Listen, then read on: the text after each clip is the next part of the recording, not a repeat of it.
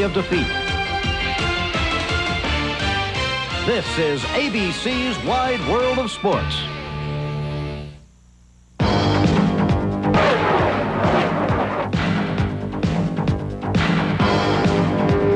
NASCAR has come a long way from the late 40s and the sands of Daytona Beach. 2 years ago, they combined with the historic Indianapolis Motor Speedway to start a new tradition, the Brickyard 400. That first race saw young Jeff Gordon, who grew up near the track, take the win. This year, he's won 6 times and leads the season point standings. 7-time Winston Cup champion Dale Earnhardt won last year's Brickyard. He's close behind Gordon in the points, but his status for today's race is uncertain because 6 days ago he was involved in a frightening accident. NASCAR's biggest purse, over $4 million, is on the line. NASCAR's largest crowd, over 300,000, is here today. A tradition is rapidly growing. The start of the Brickyard 400 is just minutes away.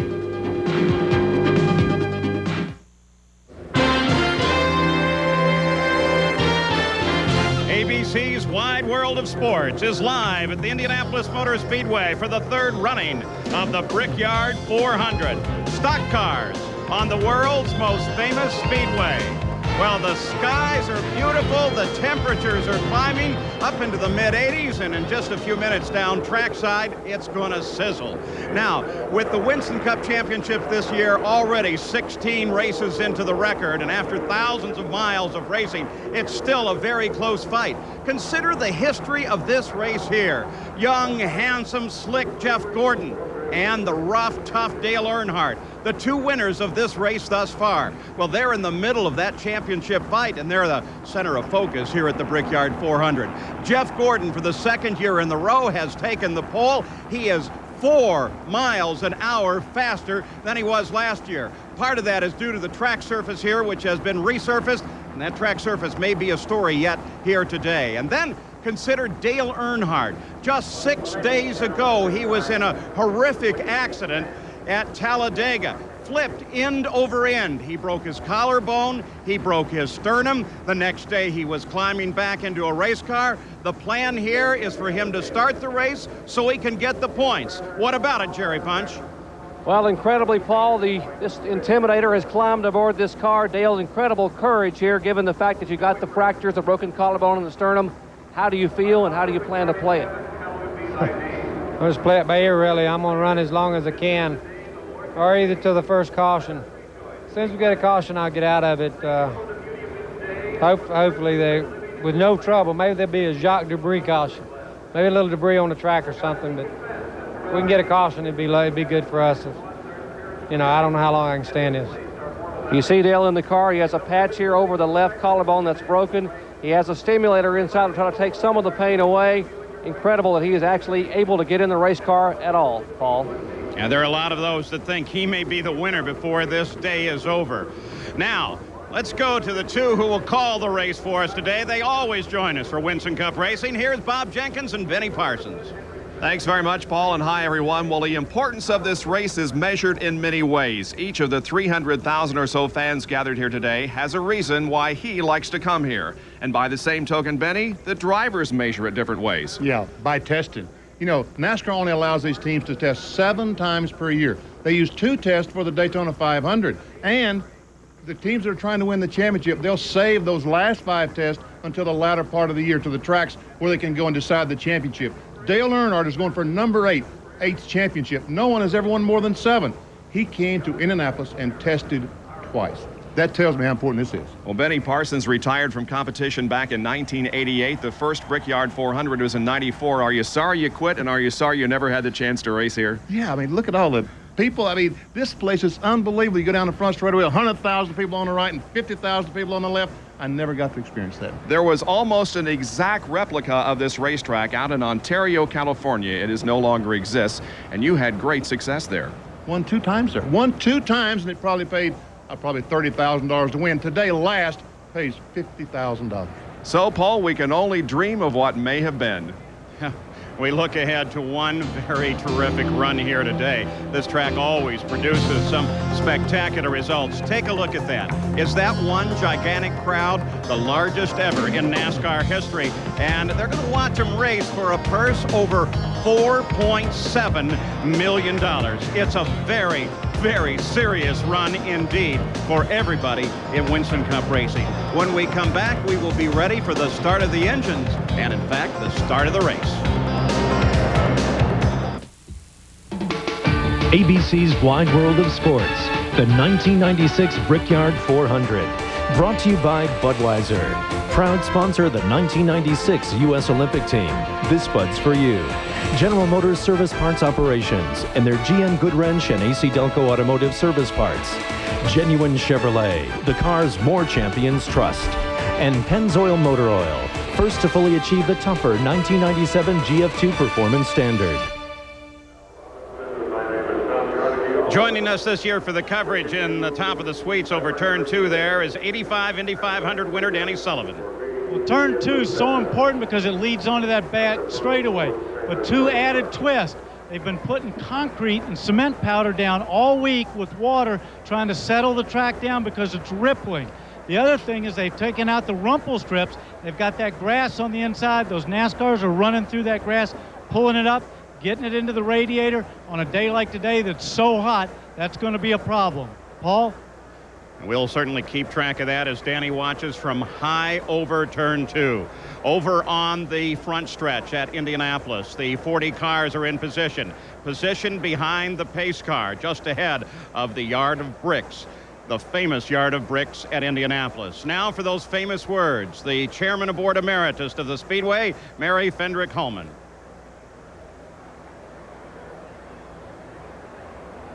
Well, race fans, we are ready now for the start of the third Brickyard 400. And it is an honor to present President Emeritus of the Board of the Indianapolis Motor Speedway and the matriarch of the Holman George family, Mrs. Mary Fendrick Holman.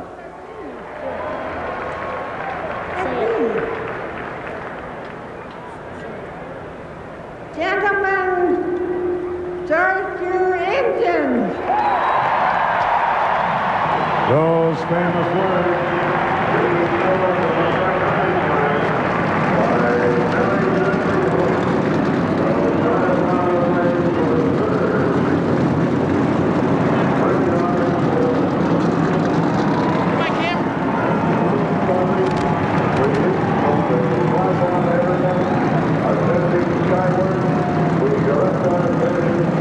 And the balloons rise up from behind the master control tower here. The cars are all started with a roar on the front stretch. As the crews head back to the pit boxes, let's go to Jack Arute. And Paul, this guy has a lot on the line today. A chance at the Winston Cup, defending Winston Cup champion in Jeff Gordon, and then Kenny Schrader, 3 cars. What about it, Rick Hendrick? Well, you know, we've got them all up front, and the points look good. We got to finish. It's going to be a tough race, but we're committed to get that Budweiser car in victory lane with Kenny Schrader, too. So it's going to be a great day, I hope. That was the car, Gary Gerald, that he wished the last to Kenny Schrader. Gary? Anxious owners all up and down this road. Joe Gibbs into the Football Hall of Fame last week. Congratulations, Coach. But right now, I know racing's on your mind. That's your right. driver, Bobby Labonte, starts 23rd. How do you think he's going to be able to get up and challenge? Well, we think we got a good car. It's just a matter of us trying to work our way to the front, and hopefully nothing up there happens. You're going to have to dodge it, just like last week. Lord gave us a great day, and I think hopefully, this couldn't be any better day. I got goosebumps right now when they said start those cars. Don't we all? Yeah. Have a great day. Thank you, guys. Paul? So now the cars are all set and ready to go as we're waiting for them to pull out. There's Jeff Gordon's car, and we'll take a look at the starting field. On the pole, of course, Jeff Gordon, the winner of the first Brickyard 400. Mark Martin's alongside, looking for his first win of 96. Lake Speed, who hasn't won since 88, is in the second row with Kenny Schrader, the teammate to the pole sitter alongside. In row 3, it's Bobby Hillen, He'll have to move to the rear of the field in his backup car after a wreck yesterday. And Joe Nemechek. In row 4, it's Bill Elliott and Rick Mass, the pole sitter for the first Brickyard 400. Row 5, Terry Labonte and Greg Sachs. In row 6, Sterling Marlin and Dale Earnhardt. The 7th row, Kyle Petty and Johnny Benson, one of only 2 drivers making his first start at the Brickyard. The 8th row is Ernie Irvin and Hut Strickland. In the 9th row, Rusty Wallace, who finished 2nd here last year, and Wally Dallenbach Jr. The 10th row, Jeremy Mayfield, as the poles begin to pull away, and Jimmy Spencer. In the 11th row, Ted Musgrave and Brett Bodine, who finished 2nd in this race 2 years ago. In row 12, Bobby Labonte and Dale Jarrett. The 13th row, Dick Trickle and Gary Bradbury. In row 14, John Andretti and Jeff Burton. 15 is Jeff Bodine and Michael Waldrop. The 16th is Kenny Wallace and Ward Burton.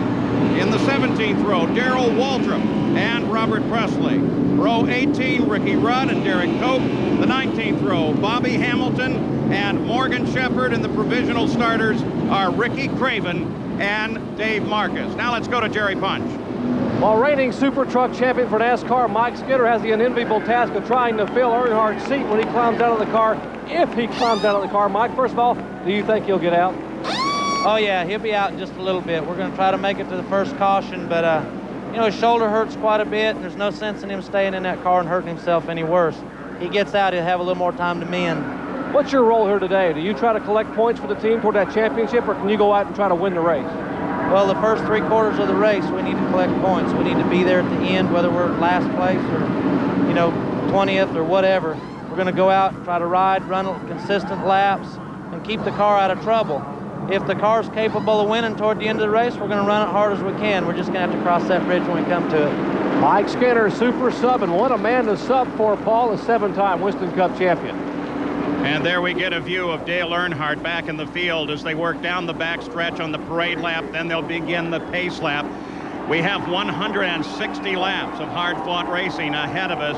Dale Earnhardt holds the race record from last year. We expect the pit stops to come somewhere between, the 30th, 35th lap in there. And we've already mentioned, $4,700,000 plus. That's what they're racing for.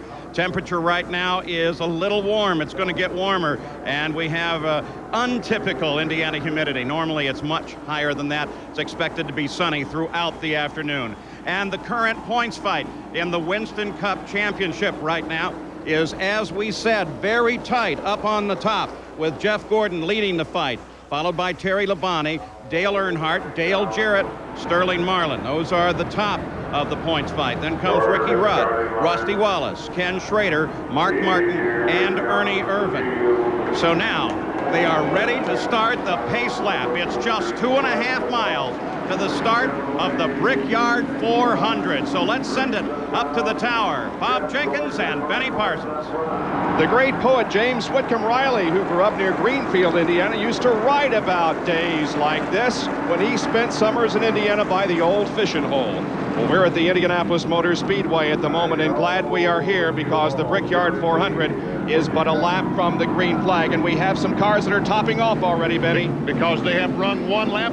They sat there and warmed the cars up. They have run one lap. They stopped to put that last drop of fuel in. These cars were starting at the end of the race, so one lap might make a huge difference. The cars move through turn number 1 onto the south short chute, head toward Danny Sullivan in turn number 2.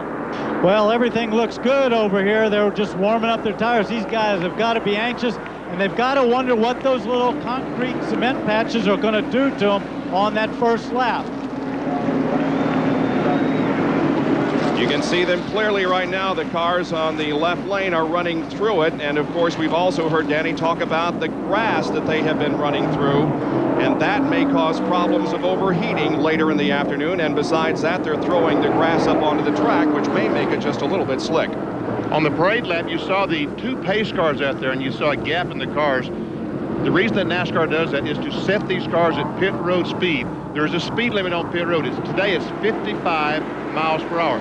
Those pace cars, those 2 cars run 55, and that way the driver is able to set their tachometer in a gear, like in second gear at 3,500 RPMs. That's what they'll have to run down the front stretch. They have no speedometers in the cars. They have to use the tachs.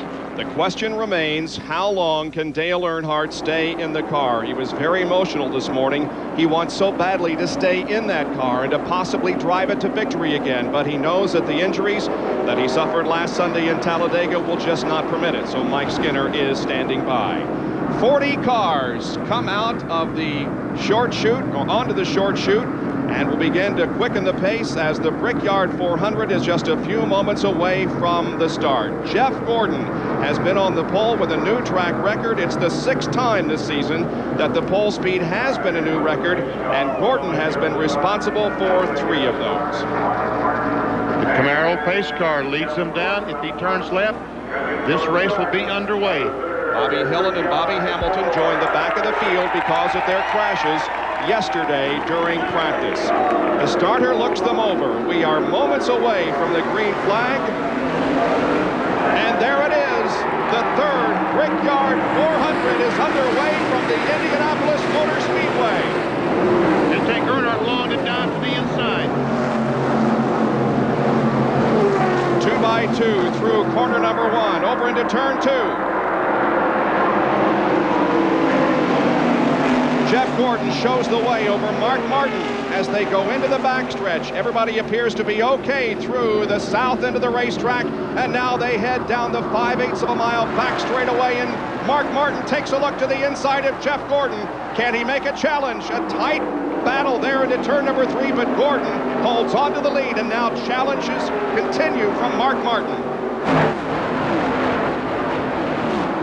Mark wants to lead this first lap. You can tell by his aggressive manner. He wanted to come back first, will not be able to do it. Jeff Gordon will lead. And look at this, 4 abreast in back of Jeff Gordon, but he leads another lap. He has led 129 now of the 321 laps in the first 2.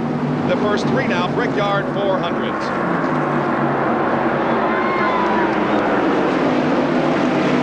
Jeff Gordon has led a lap in 11 consecutive races coming in to this Brickyard 400. Now make it 12. Blake Speed runs in 3rd position. And behind him, a battle for 4th as Ken Schrader goes inside of Bill Elliott.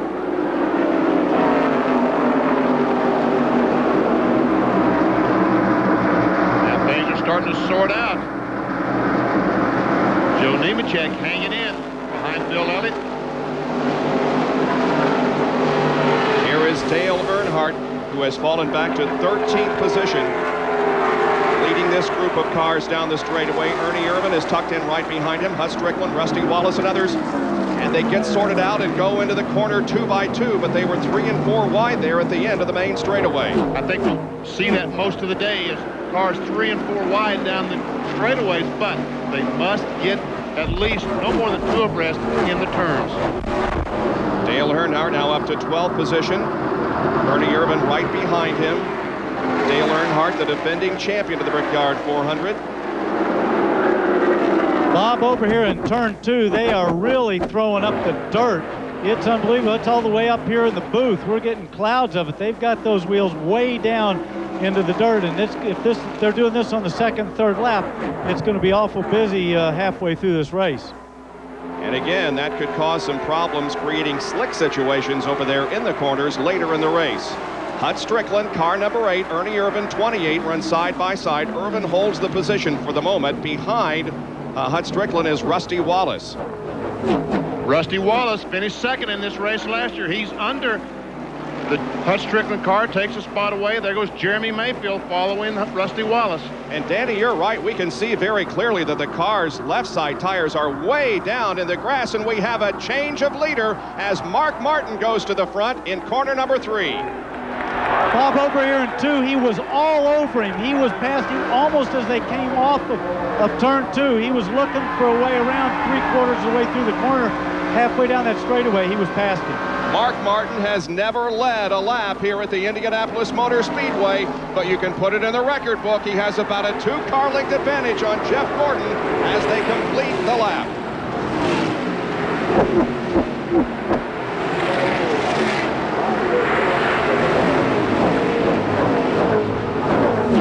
We We have been experiencing electrical problems all morning long. We had a huge power failure here at the Indianapolis Motor Speedway about an hour and a half ago, and we're still having results of that, so bear with us. We may have occasional problems, but... Crash over here in 2. Crash in 2. Crash over here in 2. There's Bobby Hillen, who crashed yesterday. Ricky Craven is involved. Ever see Dave Marcus on the inside? The green and blue car is Dave Marcus. So the accident occurred at the back of the field, and Dave Marcus is ready to pull away. We wonder if Dale Earnhardt will be coming in now. Of course, they have to bunch up the pack before the pit area is open. When that happens, Dale Earnhardt may come in and get relief from Mike Skinner. Here's a replay. Looks like Robert Presley was the first to go around. Robert Presley, Bobby Hillen in the 77. There's another one. And there Presley goes around. And the 41 car also spins. That's Ricky Craven. You know, I don't think there was a lot of damage. Doesn't appear to be a lot of damage. Danny, was there much damage to those cars? No, they all seemed to drive off okay. I don't even know if there was any contact. But Benny, what happened, I think, that created it is he got down in that grass too deep. I'm not so sure he could tell from what was being thrown up by the car in front of him. And he got down the grass, just hooked the wheel, and around he went. So already we may be seeing an effect of that situation over in turn 2. Here it is once again. Now, there might be some contact with the red car, whoever that is. Some contact that sends Robert Presley sideways, and then other drivers get on the brakes and spin as a result. There's Ricky Craven on your far left as that car takes a loop. And Bobby Hillen also spinning to avoid Robert Presley. Here it is from our speed shot off of corner number 2. And all that smoke is created by Presley standing on the gas. When the car got sideways, he just stood on the gas to try to get it away from the wall. If he had hit the brakes, the car would have slid up. There's what Danny Sullivan's talking about. But Benny, if you go back and see that shot, you see the big cloud of dirt that they were throwing up right before he spun it. I'm not so sure that didn't help the situation. I got you. Here's Earnhardt down pit road. Jerry Punchy's coming to you. And Benny, at 55 miles an hour, he will come down and just radio and say, hey, the car feels comfortable. Tell Skinner he's going to have a fine ride today here at Indianapolis Motor Speedway. 7-time Winston Cup champion, defending winner of the Brickyard 400, will come in the crew and will put gas and driver change. That's all we're going to do. Gas it and driver change. Earnhardt wanted to start the race, would like to have run all day. The crew tried to convince him not to. They said he stayed up last night and watched Clint Eastwood movies, thinking he might change his mind and try to stay in the car. No, he's going to come out and get healed for next week at Watkins Glen. Earnhardt out of the car. He will come across the wall. Mike Skinner, and listen to this crowd go wild as Earnhardt climbs out of the car. And Mike Skinner is in the car. As they're watching Mike get buckled in, Dale, the car pretty comfortable to you? Car pretty comfortable to you, Dale? He's watching Skinner get buckled in the car, listening to what they're telling Mike Skinner, making sure that Mike is getting completely buckled in. Dale takes the helmet off. The car has been refired. Dale making sure that Skinner gets in the car. The critical element here is that they do not lose a lap. They wanted to make sure that they would not lose a lap in the pits here. As Skinner now still trying to get buckled in. Finally get the shoulder harness on. They put the window net back up. Trying to get the window net collapsed. They have it full of fuel. And they have given the signal. The car's in turn 4. Let's see if we can get a quick comment from Dale here as he gets this. Champ, did the car feel okay to you out there? Yeah. Okay, you can see the disappointment on his face. Obviously not very comfortable. The pain in his face as he pulled that stimulator off his shoulder. A very, very uncomfortable and a very unhappy former Winston Cup champion. Benny, I think it's as much emotion as anything, don't you? I do too. I mean, Earnhardt, as I said, he wanted to win this for the second straight time. So Dale Earnhardt has relinquished his ride to Mike Skinner, the 1995 NASCAR Craftsman Truck Series champion, who won the truck race down the street here at Indianapolis Raceway Park just a couple of nights ago. Here's Jack Arute with a report on Jeff Gordon. You may wonder why Jeff Gordon dropped back to second. when the number 6 car, Mark Martin, tucked up behind the rear spoiler, the car guys got very, very loose. He talked to Ray Evernham about it. Evernham said, hey, we're going to have to live with that all day. So he said, well, I think I'm going to let Mark lead for a little while. And indeed, Mark Martin has taken over the lead of this race with Gordon second, Lake Speed running in third position, Ken Schrader fourth, and Bill Elliott in the fifth spot. We are about a half a lap away from the green flag. Gary Gerald has this report from pit road. Just updating the situation for Dave Marcus and Ricky Craven. Both have been into the pits. Both have gone back out. Now Marcus comes back in, conferring with his crew. They changed the right front tire. Body damage very, very minimal after that contact that brought out the yellow. So both Craven and Marcus now back on the course, Bob. As we said, there didn't appear to be a great amount of damage to any car that was involved in that incident over in 2. Jerry Punch. Well, now Dale Earnhardt has caught his breath. He's talking to Davis with his crew chief and champ. I know that's probably the toughest thing you've had to do is climbing out of that race car. Yeah, the car was real comfortable, and I wasn't in much pain riding along there, but you know, the plan was to get him in there so just in case anything happened, I wouldn't hurt myself anymore. And dadgum, it's hard to get out of there, Jerry. I mean, you know, it's my life right here. Boy, an emotional Dale Earnhardt. You will never see that. This man loves and lives to race. Bob? Tough men in the race car, tough men all the other times except when they're involved in an incident like Dale Earnhardt has experienced here today and this past week. He didn't look like a one tough customer then, but he is one tough customer. But again, he wanted it. He wanted it badly. And he had it. He felt like this car was capable of winning today. We should be going back green here. The pace car, we're watching to see if it does indeed come off of the racetrack. Yeah, at the last minute, Elmo Langley makes the hard left-hand turn, enters pit road, and now the field once again in the hands of the leader of the race, Mark Martin. The green flag is coming back out. Several cars move to the inside to try to gain a position here as the speeds increase and the field heads toward turn number 1.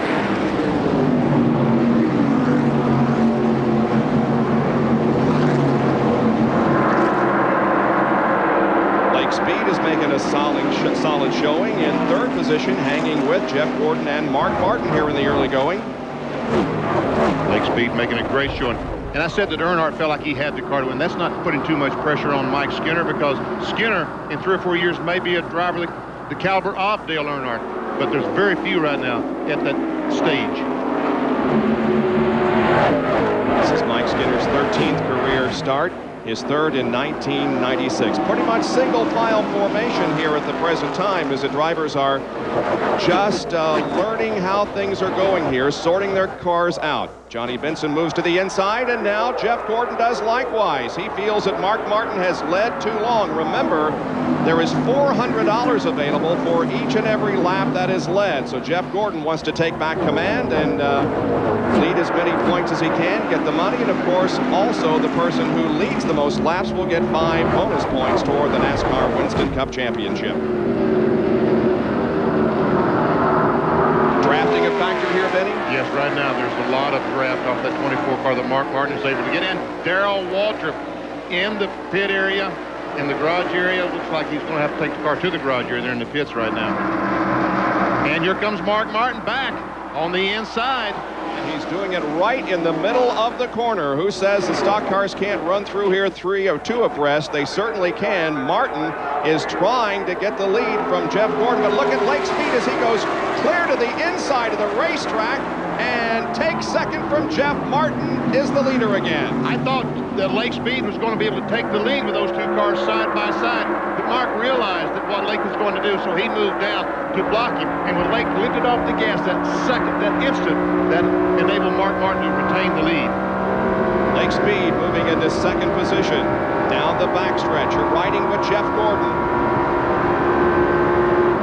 Speeds near 195 miles an hour before they hit the brakes in turn 3, and Darrell Waltrip in the roof cam on top of his Chevrolet is going back into the garage area. Darrell recorded his first top 10 finish of 1996 just last weekend. So 11 laps are about to be completed here at the Indianapolis Motor Speedway. Mark Martin is the leader of the race. Lake Speed running second. Jeff Gordon is third, followed by Bill Elliott and Terry Labonte. We'll be right back.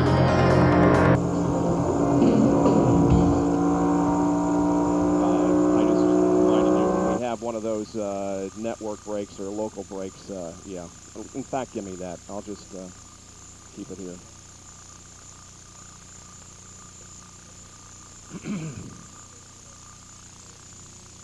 No, this is it. Yeah, thank you.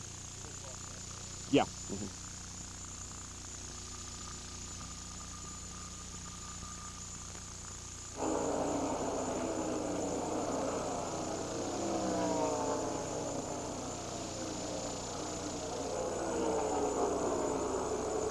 Kyle Petty's getting a little racy.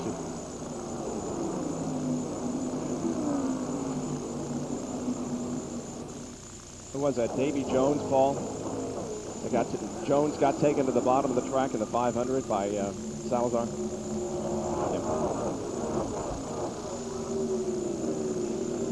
The next one, okay.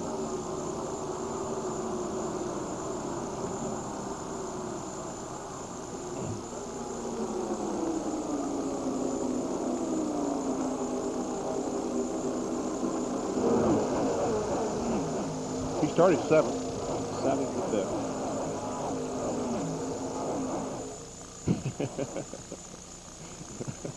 Yeah, move.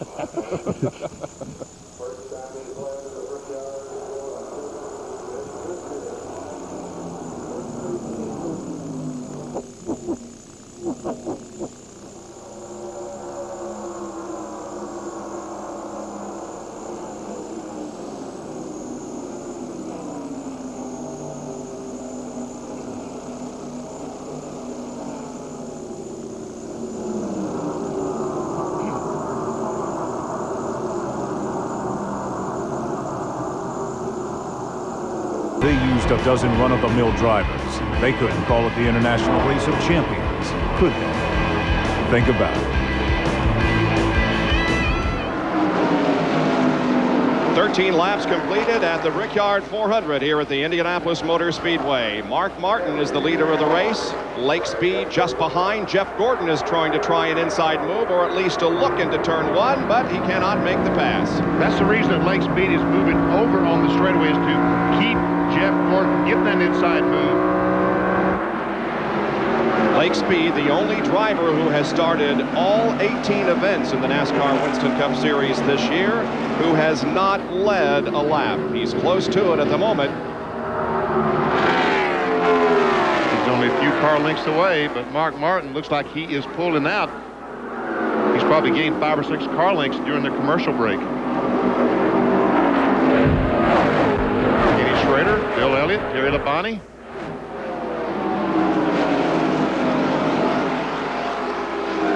Bill Elliott started in 7th position in this race, and he has moved up to 5th spot right now. And this is the guy that led the most laps in this event last year.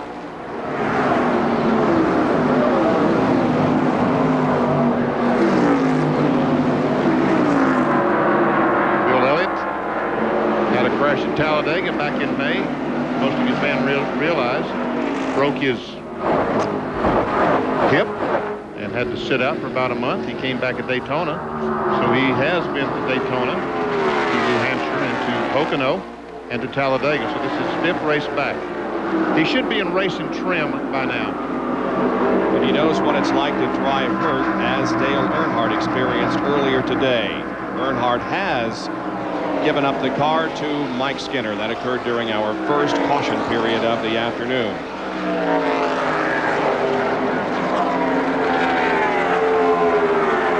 Focusing in on some of the other drivers as the single file formation comes down the main straightaway.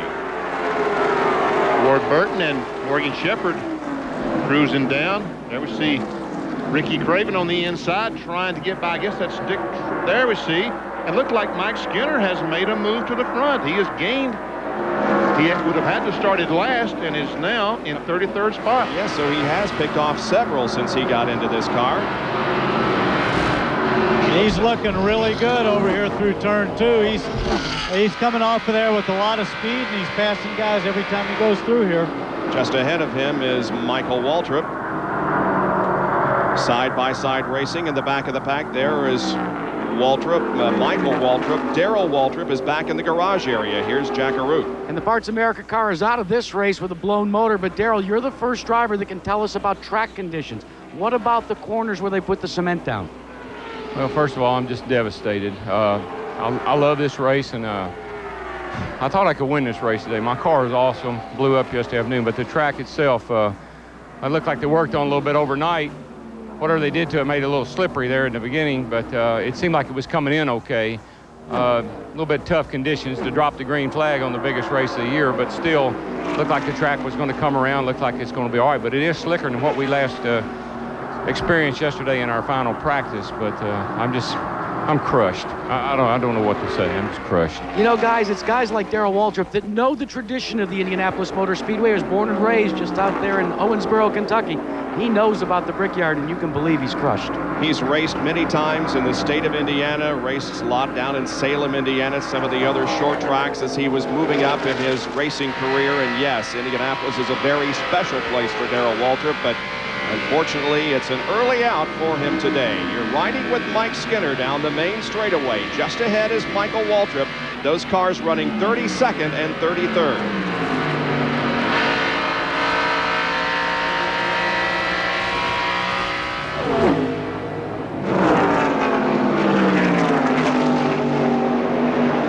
Mark Martin still leads the Brickyard 400 over Lake Speed, Jeff Gordon, Ken Schrader, and Bill Elliott. And we'll return to the Brickyard 400 after this message and a word from our ABC stations.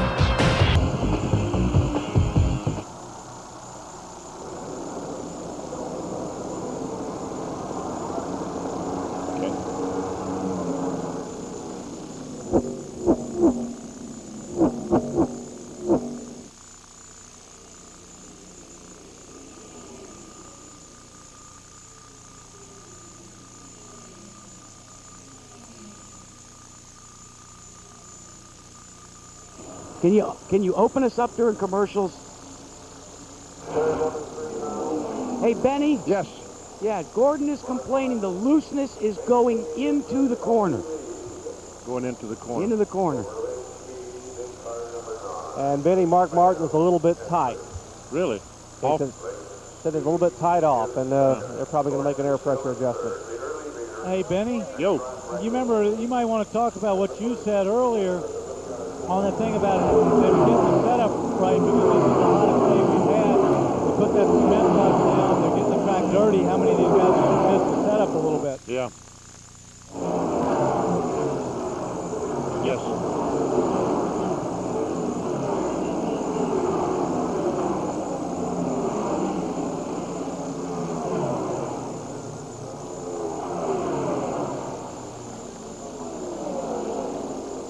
Okay.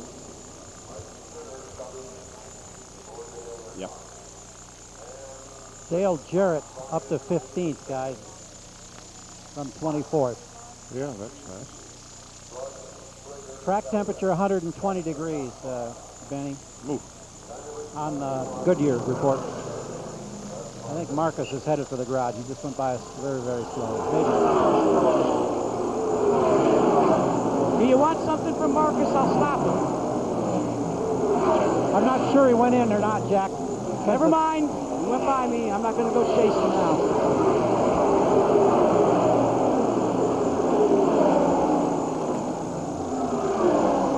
Danny, can you see that graph? I want an interview from Marcus. Sorry, I didn't see anything.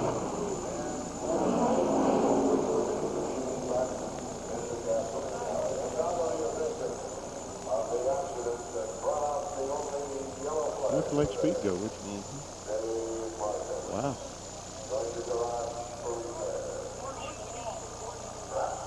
Gordon has crashed.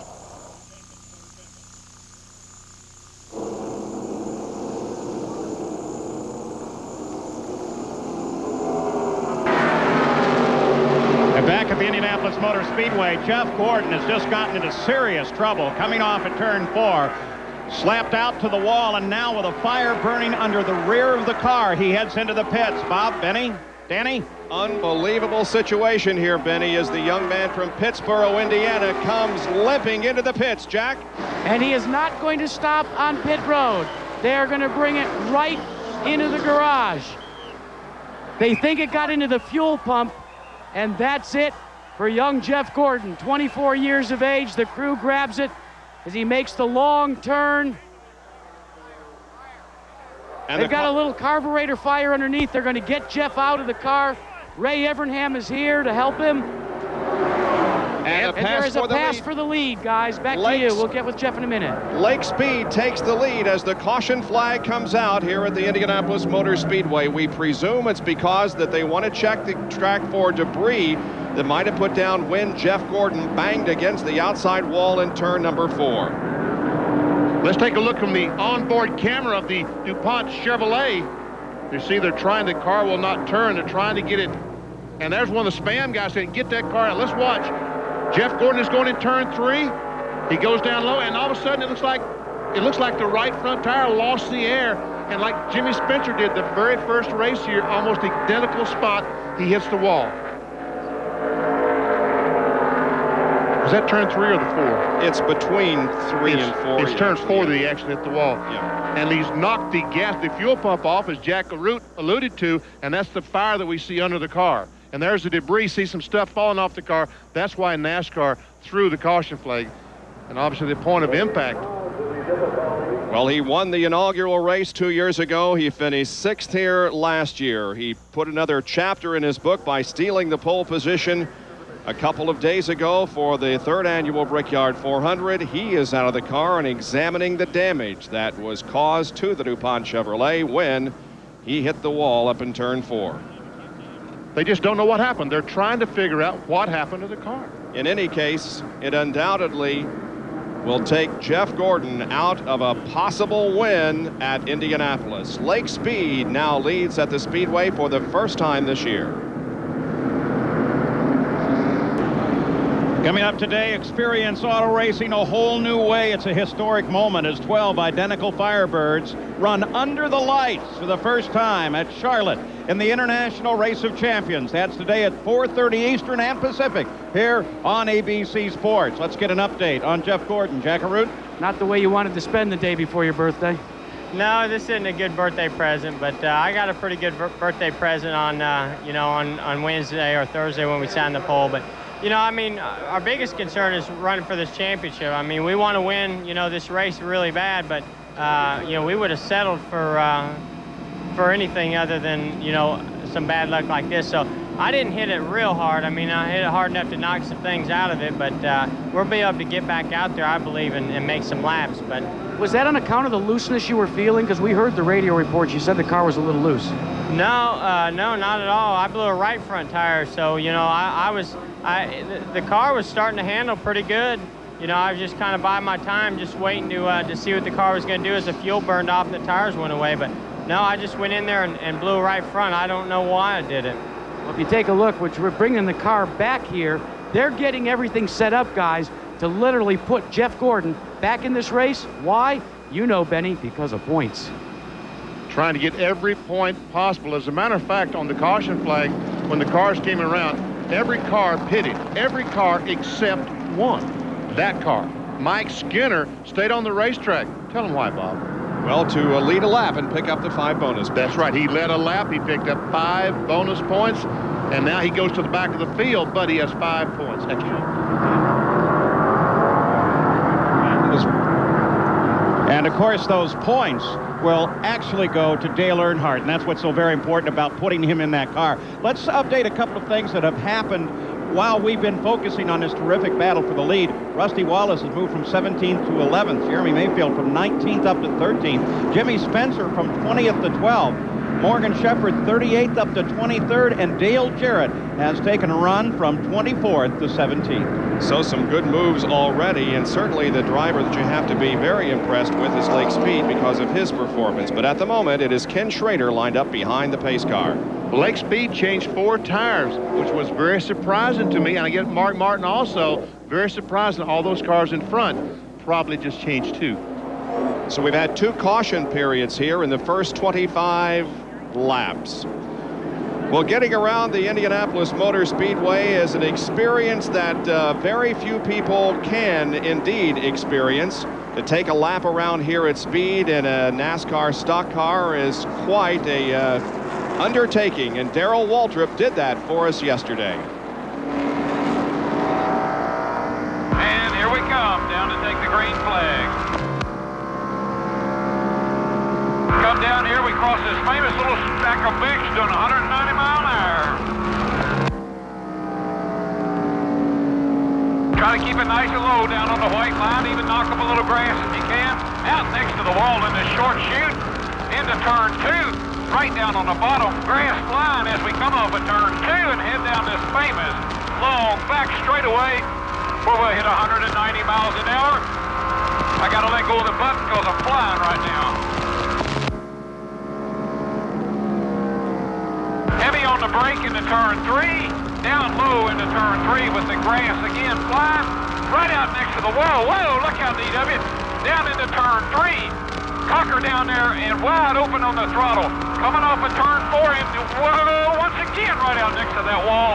And here we come to complete a lap, yes sir, at the world famous Indianapolis Motor Speedway.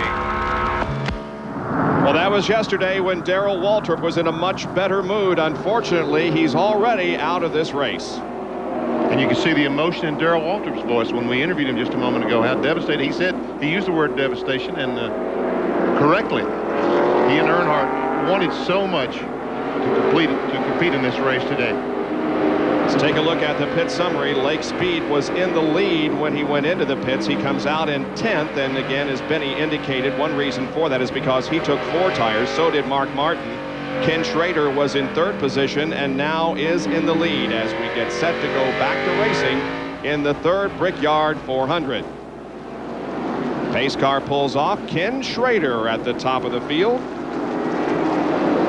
Ken Schrader, prior to today, had led 2 laps in the Brickyard 400, but now takes the green flag as the leader. Sterling Marlin, Bill Elliott, Kyle Petty, Terry Labonte and Johnny Benson are behind him. Benson took a look to the inside of Labonte. They're going into turn number 1. On board, Johnny Benson. One of only 2 rookies in this race, and certainly the man who will win Rookie of the Year honors in the NASCAR Winston Cup Series this year.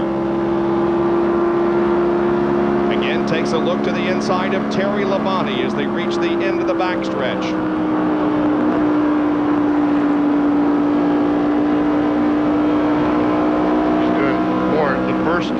Time here, Benson. Oh, there we see a battle for the lead. Sterling Marlin under Kenny Schrader takes the lead. Can he make it to the start-finish line? And Elliott on the inside. And the whole line is now lining up to try to get by Kenny Schrader. We may see Schrader lose several positions here. He's going to fall back into 4th spot from 1st to 4th in just the length of the front straightaway as Sterling Marlin takes over command of this race. Bill Elliott is in 2nd spot.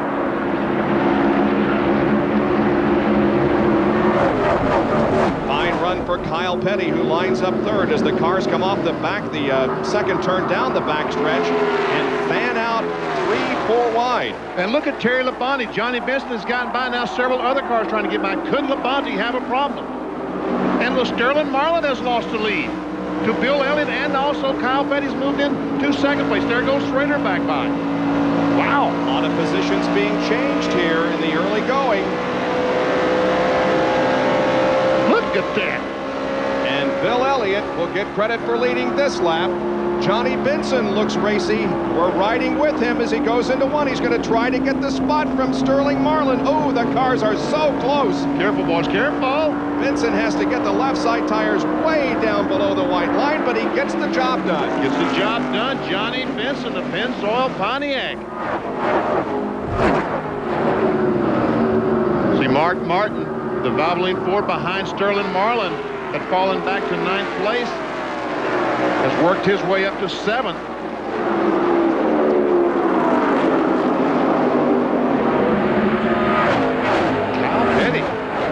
Kyle Petty having a fine run here, running in 2nd spot. But The man in command at the moment is Bill Elliott. Now we see Jimmy Spencer up there at the top of your screen. He comes way down to the inside of the racetrack. Rusty Wallace moved over in front of him and impeded his progress a little bit. That's Hut Strickland in car number 8 running alongside Jimmy Spencer. That battle would be for 16th position. Here is Rusty Wallace running in 15th. Rusty Wallace driving a Penske chassis. Now Kyle Petty is ready to take the lead, and they go into the corner side by side. Kyle comes out of the corner with the advantage, and Ken Schrader is going to go to second. And Benson tries his best, and he'll take the spot away. Move Elliott back to 4th place in one corner, and look at Benson trying to get on the inside of Schrader, and is going to do it. Wow, Johnny Benson in the Pennzoil Pontiac is taking second position. Right now we have 2 Pontiacs in front. Very seldom this year have we had 2 Pontiacs up front. Kyle Petty has never led here at the Indianapolis Motor Speedway. He is right now.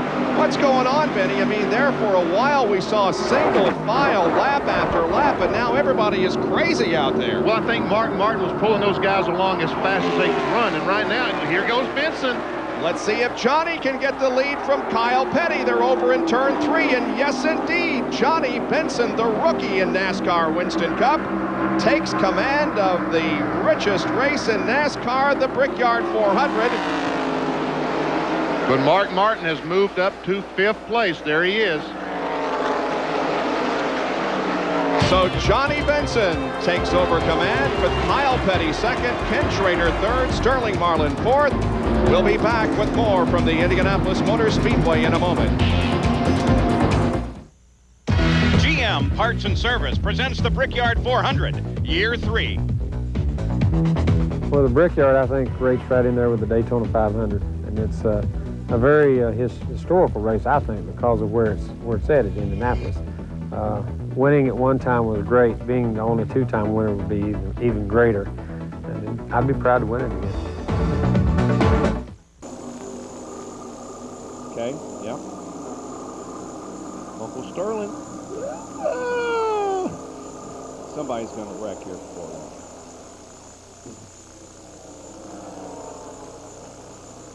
Okay. Whoops. Thank you.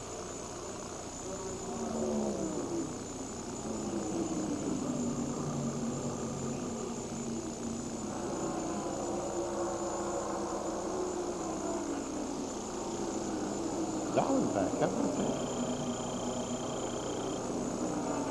Where'd he start?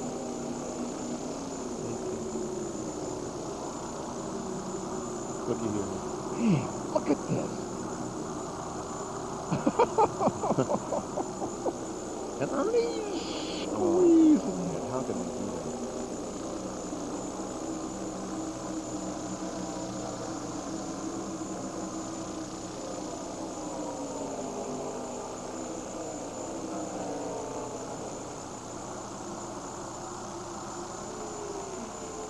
I'm going to work Danny into the conversation a little bit more here too. Yeah. Yeah, right. Exactly. We're seeing some great racing.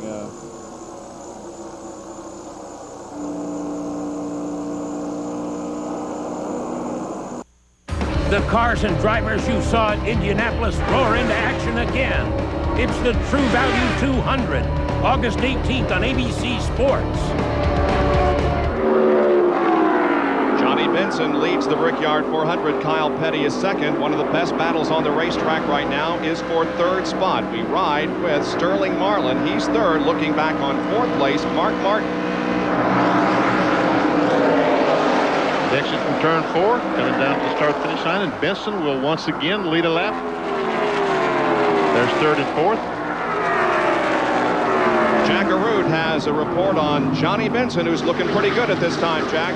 And Bob, throughout the early going of this race, his crew and the spotters have been talking about him, saying, stay smooth, watch this, watch that. When Johnny Benson took the lead, he keyed the radio and said, hey guys, I think I'm going to like this. I'd almost guarantee it. Johnny Benson is the first rookie to ever lead a lap in the Brickyard 400. Bob, one of the things that I'm noticing over here and seeing is that we saw that racing that's going on there. If the guys get a little slide, they get a little slide going, or they're a little wide in the corner, it seems like they get passed by 2 or 3 cars. I think the track's slick enough. They're having to lift out of it more than they want. Everybody else is drafting off of them. That's why we saw such close racing.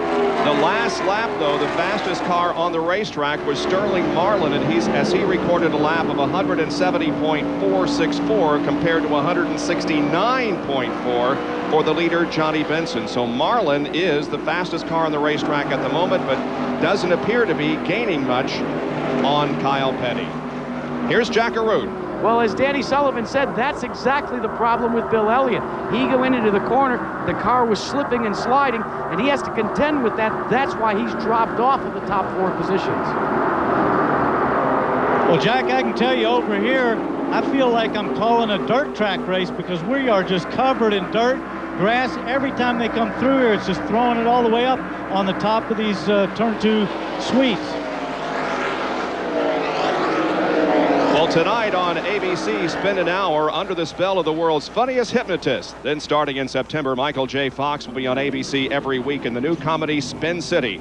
But tonight, he's here in the Saturday movie presentation of Life with Mikey, co-starring Cyndi Lauper and Nathan Lane. It's a whole night of laughs for the whole family tonight on ABC. Well, Danny Sullivan, I've seen you in many great races here at the Indianapolis Motor Speedway, and things have settled down here just a little bit, but boy, there for a while, we were having some great competition on this track. Well, of course, you say that. We're still having some great competition. It's a little further back in the pack than it was right there at the front, but these guys are just nose to tail sliding it through here, throwing up dirt. It's fabulous watching this. Uh-oh, Kyle Petty. And he takes out Sterling Marlin. And Mark Martin somehow gets by, and Kyle's going in the wall head on. Oh. Terrific impact for Kyle Petty. Boy, that was a big hit. Crashes in turn 4. It comes as the field was coming down to complete lap number 38. Heavy contact with the wall on the outside by Kyle Petty. He slid across the track and hit Sterling Marlin, and then terrific head-on impact with the inside wall. There is Sterling Marlin's battered machine. And Sterling is moving around. Wow, I mean, that was big. Let's take a look from our turn 1 camera as to what happened as Petty was coming out of corner number 4. Looked like exactly the same thing as Jeff Gordon, just lost the air in the right front tire. And Sterling Marlin had no place to go. And look at Mark Martin. How he gets by is beyond me. But now Kyle's car, the accelerator, I think, is hung. He has no brakes. And bam, into the inside wall almost head on. And from another angle on our camera from the Tower Terrace, the car just shoots straight to the wall. You guys, I agree with you. That looked like something went down like a tire, and I wonder if that's coming from just all the stuff we're seeing, all the grass, if it's pulling up any gravel off this track, that they're having a tire problem with punctures. And now from Sterling Marlin's perspective, looking out the back glass, and he was just an innocent victim of Kyle Petty's situation up there in turn number 4. And the safety workers are at the cars of both Sterling Marlin and Kyle Petty.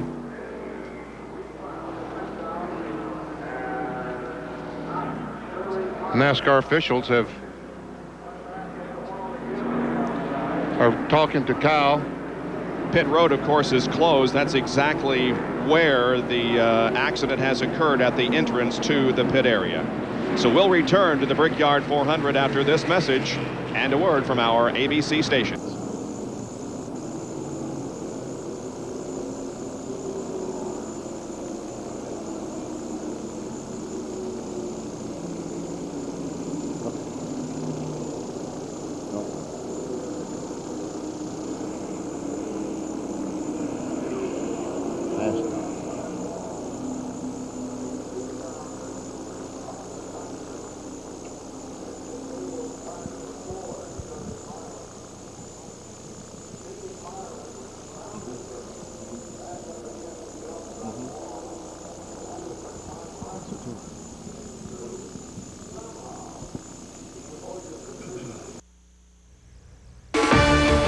You're watching ABC's Wide World of Sports.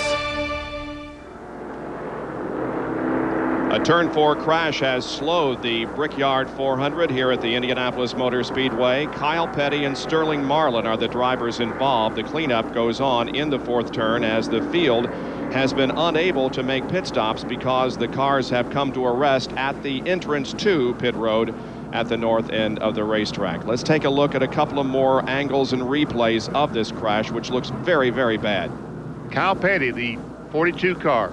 The car just all of a sudden goes straight like the right front tire lost air, slams the outside wall, and then I think he gets knocked out there. Sterling Marlin comes along, hits him again because the car is awfully fast now, so Kyle is not hitting the brakes. He's not slowing the car down. The car is going on its own, and it looks like the throttle's on because it goes to that wall with so much force. You would have thought that the first lick would have stopped the car, but he still had a tremendous amount of force when he hit the second time. From another angle now, the car just does not turn. At the apex of turn number 4, the car continues straight. That's Johnny Benson, the leader of the race, ahead. And right there, the car just does not turn. And Petty at this point is along for the ride. He's a rider. And he's locked up, but look, he gets hit here. Now it'll turn him back right. Gary, he goes in here and takes a pretty good lick on this next one. Watch here, he's going to go up, hits the wall again. And boy, turns it around. Mark Martin just gets through. And then like you say, Benny, he doesn't slow down at all for that inside wall. Yeah, I think the throttle was hung on that car. So we will await medical conditions on both drivers, Sterling Marlin and Kyle Petty. Speaking from experience, they got great medical staff here, and they got a fabulous facility down there in the infield. And of course, the hospital's not that far away. Dr. Henry Bach is the Director of Medical Facilities here at the Indianapolis Motor Speedway, and will go to work now. The pit road is closed at this point because of the attention down in that corner.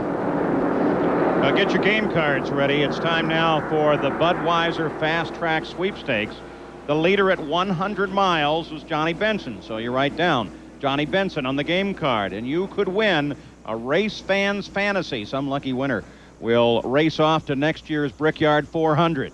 Be sure to stay tuned for the 200-mile leader and your chance to win, brought to you by Budweiser, the king of beers. Some of those cars moving up as we remain under yellow for the accident off of turn 4. Driving Sterling Marlin and Kyle Petty. Wally Dallenbach has moved from 18th to 5th. Jeff Burton from 28th to 7th. And Ward Burton from 32nd up to 9th. So we are under yellow at the Indianapolis Motor Speedway. It is our third of the day. 41 laps are complete. We're just past the 1/4 of the race, 100-mile point. We'll be back.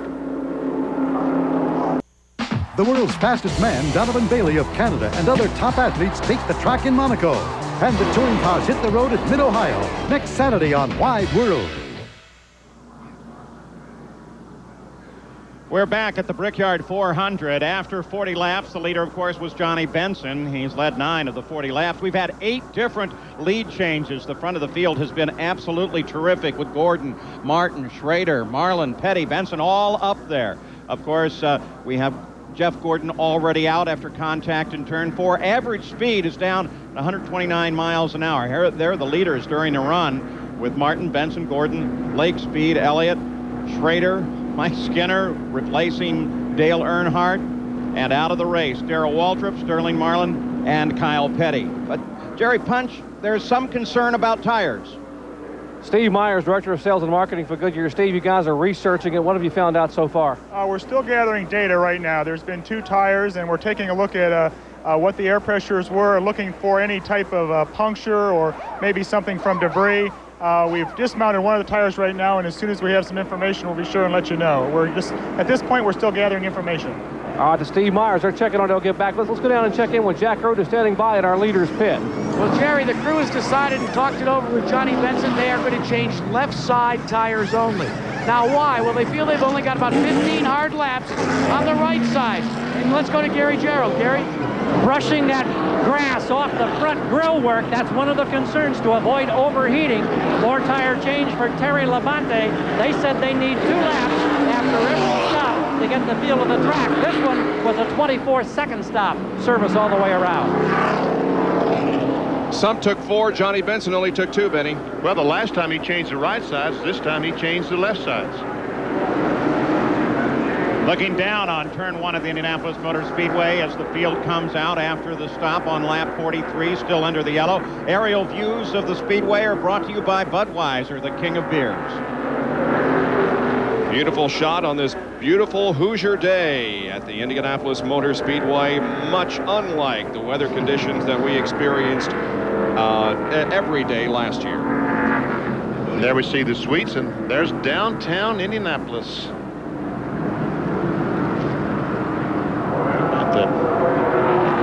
Johnny Benson still retains the lead. Mark Martin comes out second. Looks like Jeff Burton is going to come out in pretty good shape, and Bill Elliott also.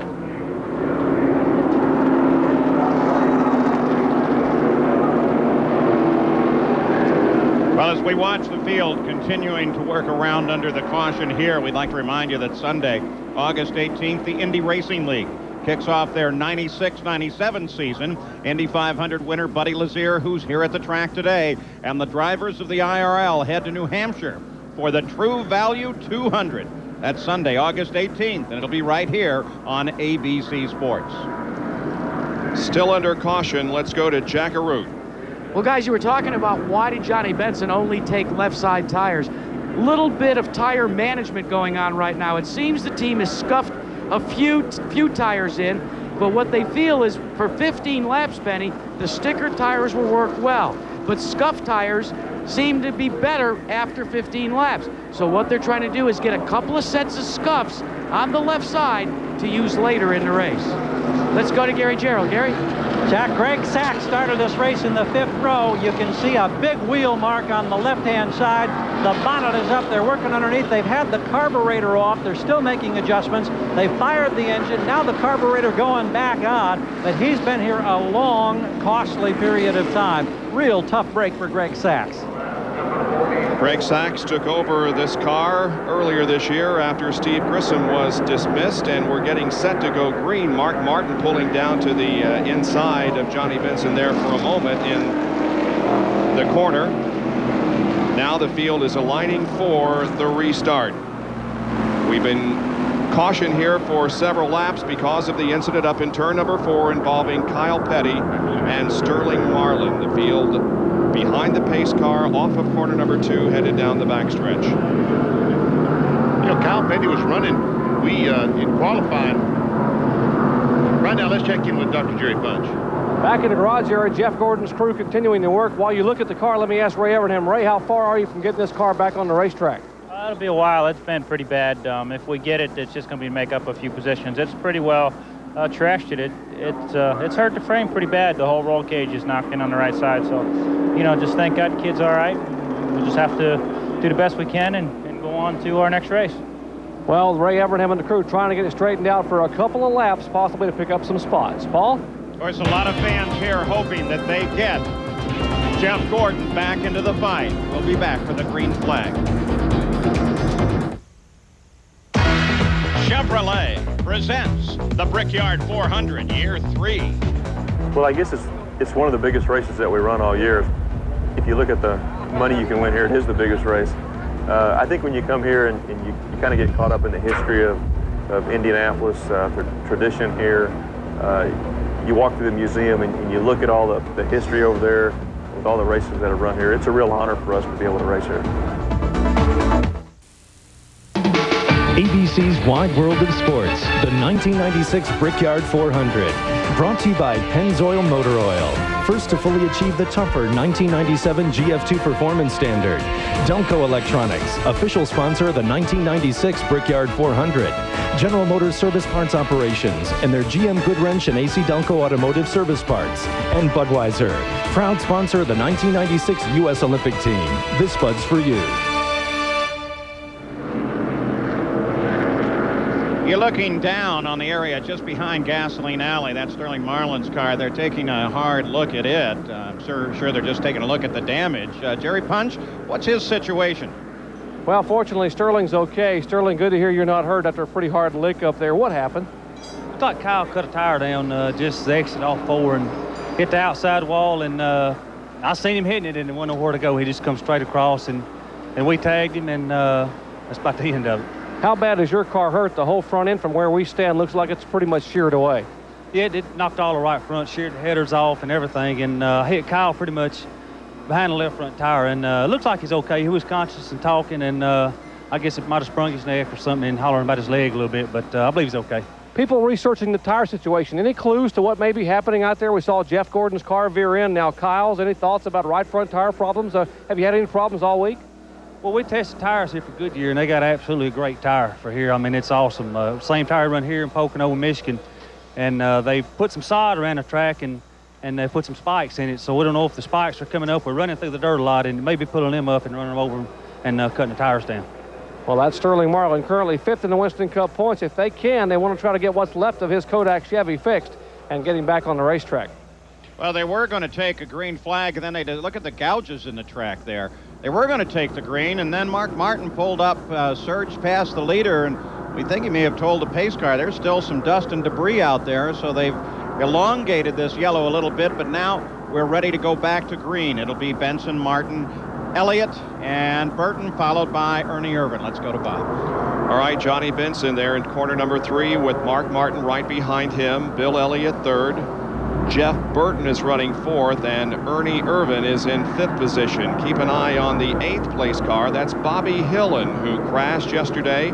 Had to go to the rear of the field in a backup car, but Bobby has worked his way back up to the 8th position. Johnny Benson in command now as we get set to go back to racing in about a quarter of a lap. See, that's why Dale Earnhardt got out of his car. That's what Richard Childress, all the crew, did not want something to happen to Earnhardt like happened to Kyle Petty and to Jeff Gordon, because in his condition, he couldn't stand to live like that. Pace car pulls off, and the green light ready to come back on. Doyle Ford waves the green flag. Here we go once again. That caution was for 9 laps while they cleaned up the wreck up in turn number 4. As the field takes the green flag, Sprague Sachs comes back out on the racetrack. Now we see Jimmy Spencer trying to make a move on Jeff Burton as Ernie Irvin holds down 4th spot. Ernie took that 4th spot away from Jeff Burton going down in turn 1. This is from the rear bumper of Johnny Benson's Pontiac. Looking back at Mark Martin. Through here, Mark was looking like he wanted to make a move going down that back straightaway. He was kind of tucking up under the inside of him coming off the 2.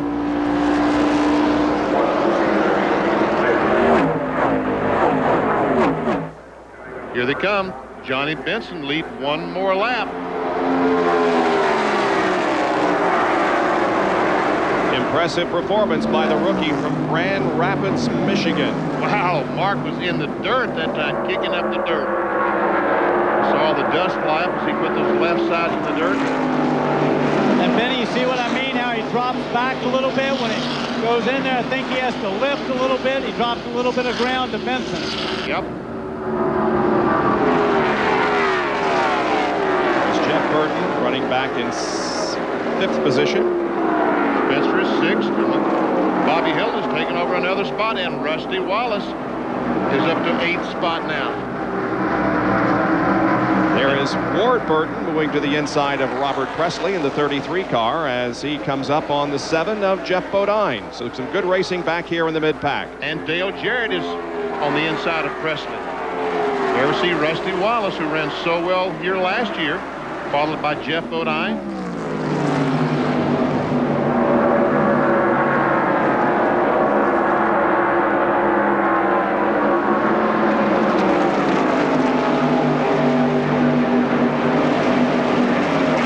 We have 2 sets of spotters that are working here this afternoon. One group of spotters between turns 1 and 2, and another group between turns 3 and 4, because there's no way you can see all the way around this racetrack. And of course, the spotters are the eyes of the driver in other parts of the racetrack. And we understand that NASCAR is telling the spotters to tell their drivers to stay out of that grass, because that could be the thing that is resulting in what we have seen here this afternoon and some tires going down. Sterling Marlin alluded to it in his interview when he said, as I understand the sod, they use staples to hold the sod down to the dirt, and it is a metal piece, and they're concerned that some of these staples may be coming out and going on the racetrack. Well, we knew when we came here that the track was going to be a story because of the repaving. We also knew that because they took the rumble strips out, the drivers would have a couple of more feet to work with, but we did not expect them to run in the grass as they're doing, Paul. You know, here's something that I find interesting. This race at the past 2 years, the only runnings of the race, has been won by Chevrolet. Look at the top 10. Pontiac, a whole string of Fords, and then another Pontiac. There's no Chevrolet near the top 10 right now. Robert Presley is the first Chevrolet, and he is in 13th spot. And the Chevrolet drivers were complaining during the testing here, and they were predicting at that time that they weren't going to be able to keep up with the Fords because of the aerodynamic rules that NASCAR has set regarding the Fords. And at the moment, the Fords and the Pontiacs are the strongest. There's Robert Presley, the best among the Chevrolet contingent, running in 13th position. Followed closely by Terry Labonte, the Kellogg's car. He's also in a Chevrolet. Johnny Benson, the leader of the race, the last rookie to win a NASCAR Winston Cup event was Davey Allison in 1987 at Talladega. We'll return to the Brickyard 400 after this message and a word from our ABC stations.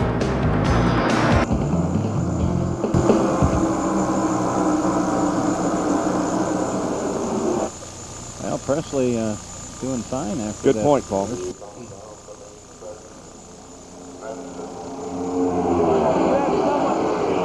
you have someone from RF come down to Mark Benson's pit? I'm having problems with my equipment again.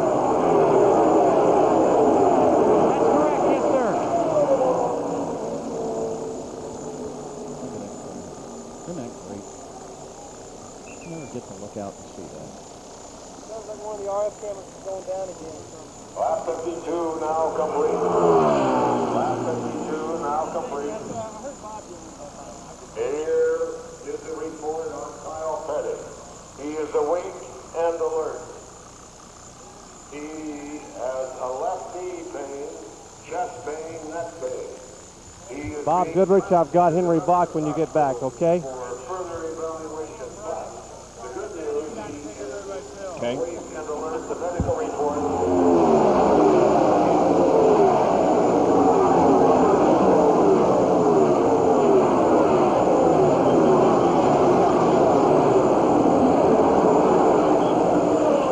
Yes,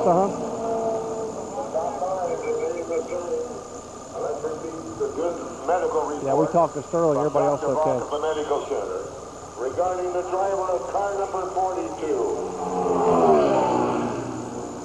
He is awake and alert.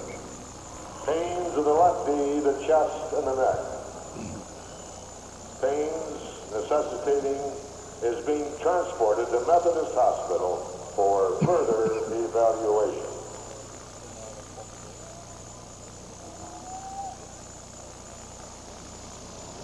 Gonna pass him.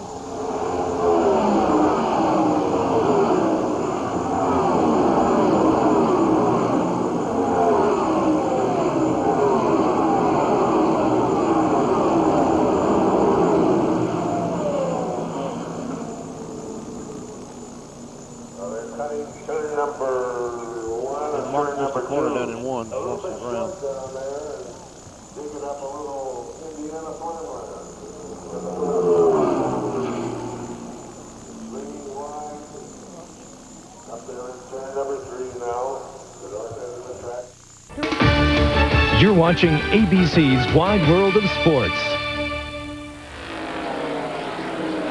Welcome back to the Indianapolis Motor Speedway and ABC's coverage of the Brickyard 400, being led at the moment by Johnny Benson, closely pursued by Mark Martin, Bill Elliott, and Ernie Irvin. Those cars right together on the racetrack, but Johnny Benson able to hold off the challenge of Mark Martin at the moment.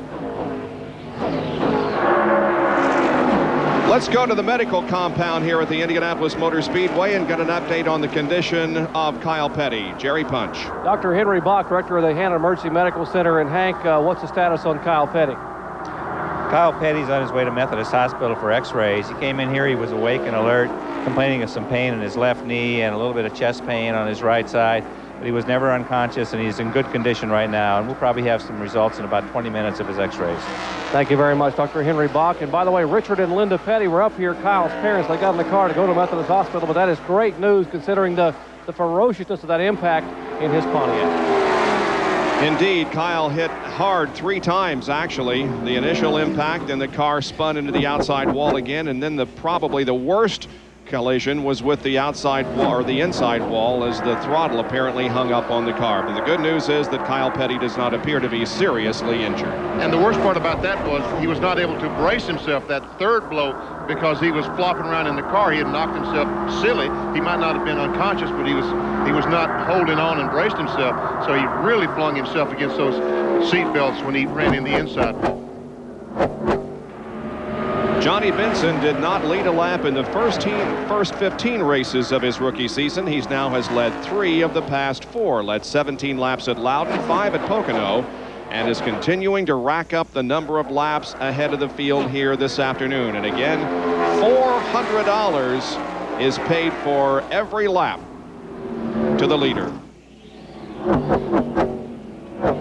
Bob sorry guys, but Bob over here, the guys that seem to be handling the best, besides Benson, who looks almost like he's on rails, are the Burton brothers, who have really come up and are running. One of them's running 5th, and Ward's running 5th, and I think Jeff's running 8th, and they're looking really good through here.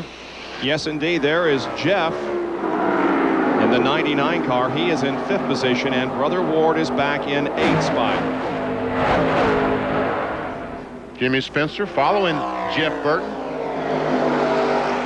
I started saying a moment ago, looked like that camera next to the grass, the cars were getting closer and closer to the camera. We've noticed Ernie Irvin here holding back just a little bit and dropping back from the back bumper of the Bill Elliott car, and we understand that's because Ernie's car handles well until he gets right under the back bumper and then loses the handling on it. What happens when he drives up on the back of Bill Elliott's car, he loses the air on the nose of the car, and then the car starts pushing. As long as he's back there and able to get some air across the nose of the car, he gets that downforce and it'll turn. That's the problem Rusty Wallace had last year as he chased down Dale Earnhardt. Remember, he caught him, but he couldn't pass him. When he got close to Earnhardt, he'd lose the air on the nose and things start pushing. Danny Sullivan, what's the situation out there in turn 2? We know that the NASCAR officials have asked the spotters to tell their drivers to stay out of that grass if possible. Is there any less out your way? No, they come through every lap. There's somebody or 2 or 3, 4 cars in it. If I look over the edge and look down against the wall, there's a tremendous amount of grass down here. Literally, we feel like we're at a dirt track race. I mean, we're just covered in dirt and grass. Benson looks really good through here. He stays off of it. He's down low, but everybody else is all over the place. And there is a good look at a close-up of that grass, and you can see how it's run over constantly. About every time they go by. Yeah, and what's happening down there, I had a look at it when we were doing our ESPN show, and it's got a netting in there. And that's what they're talking about. It's like netted, and the grass is on top of that, and then they staple it down. And I believe what's coming up is that those staples, because the netting is just seemed like it was made out of plastic. It looks like Jeff Burton is closing up on the back of these cars, and Jimmy Spencer. Good 5-car battle here for the lead. Single file down into corner number 1. There's Jeff Burton and Jimmy Spencer. The Berwick, Pennsylvania native finished 43rd in his first run at the Brickyard, and last year he was 24th. That 43rd finish reflected an accident that Jimmy experienced in the inaugural Brickyard 400. You know, I may be able to give the Ford fans a little bit of hope here while we're looking at the top 10 and keeping track of all that. Also, the Fords thus far have turned the fastest laps of the race, most notably that of Mark Martin at 170.9 miles an hour. Benson's been flying pretty good, though. He's been up above 170 in recent laps. In the past 2, he's dropped off into the 169 range. 99 laps to go, 61 on the board at the moment. And the leader is Johnny Benson, Mark Martin, Bill Elliott, Ernie Irvin, the top 4.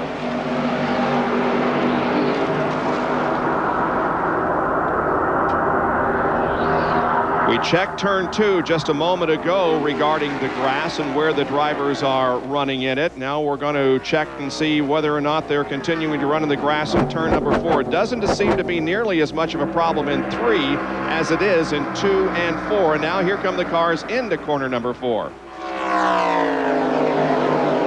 Yeah, they're maybe not quite down as far as they are in turn 2, but still they're running in it. Well, they're getting right on the edge. And again, they want to get, if they could go 6 more inches, the car would run just a tick faster. Here comes Ernie Irvin trying to look on the inside of Elliott.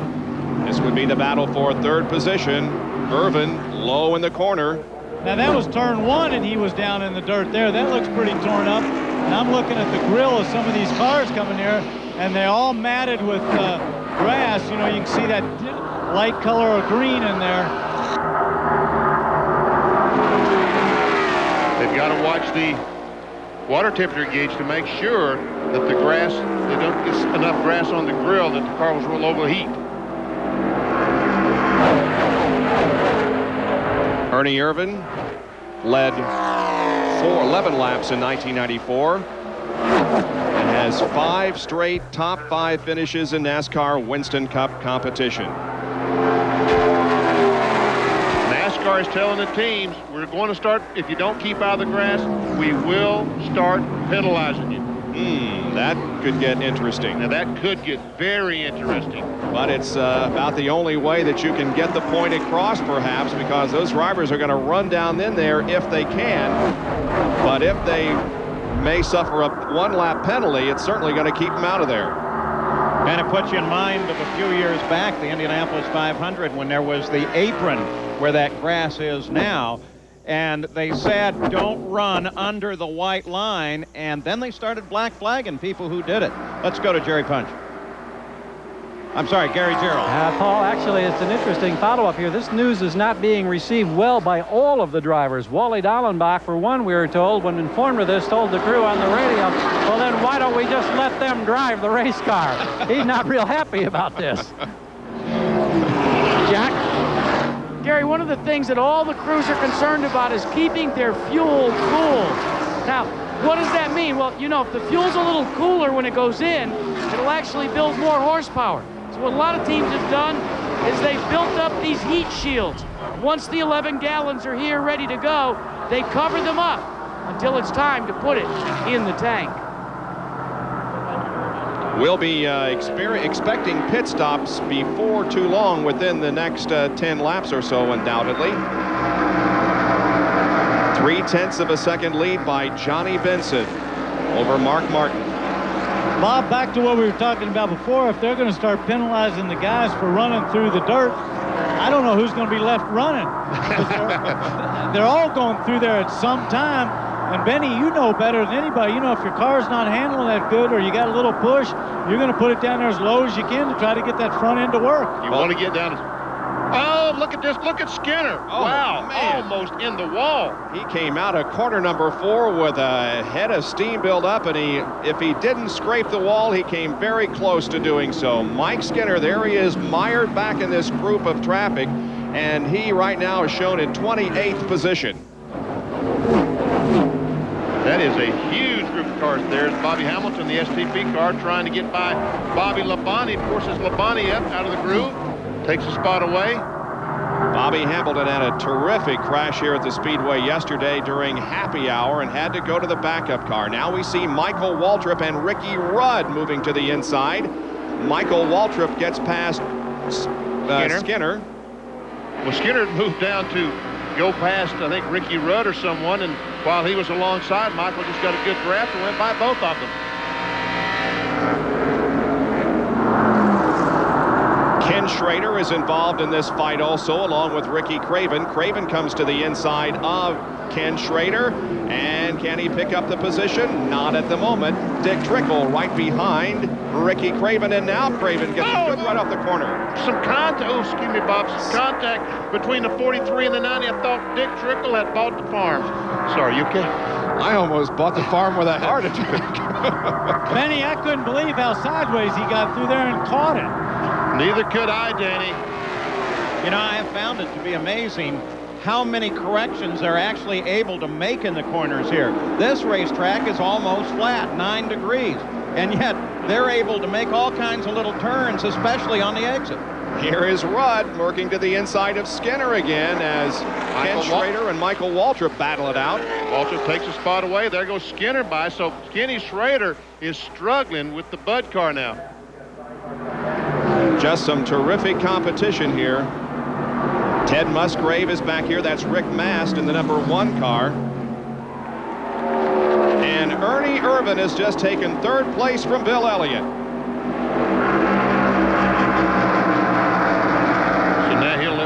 Let Bill Elliott worry about pushing when he pulls up on the back bumper of the Texaco Ford.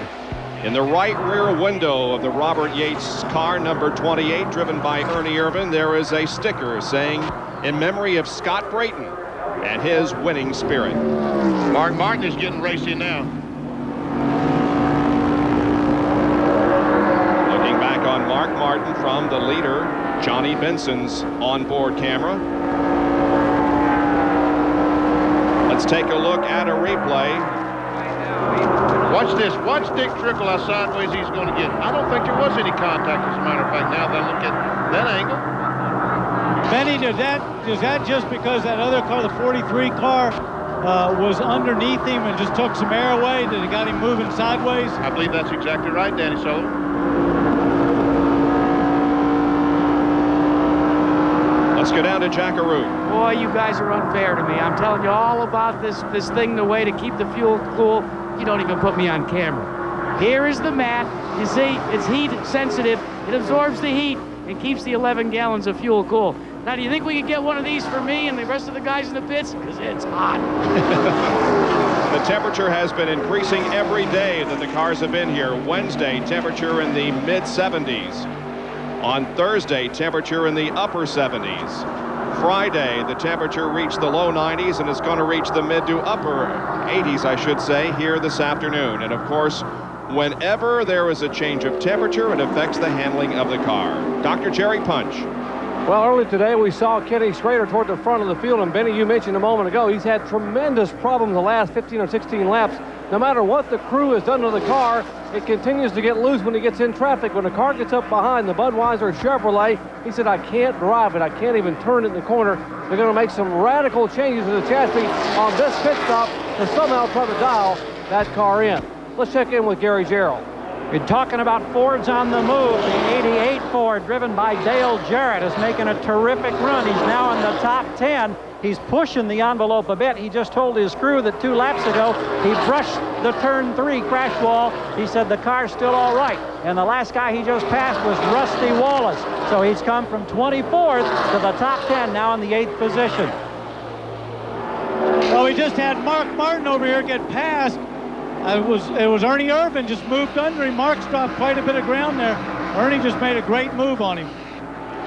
So Ernie Irvin does go into second place, but while they were battling, Johnny Benson was able to get away a little bit, and now Benson has a 6, 8, 9 car length lead on Ernie Irvin as the others as they come down to complete another lap. This is lap number 71 of 160.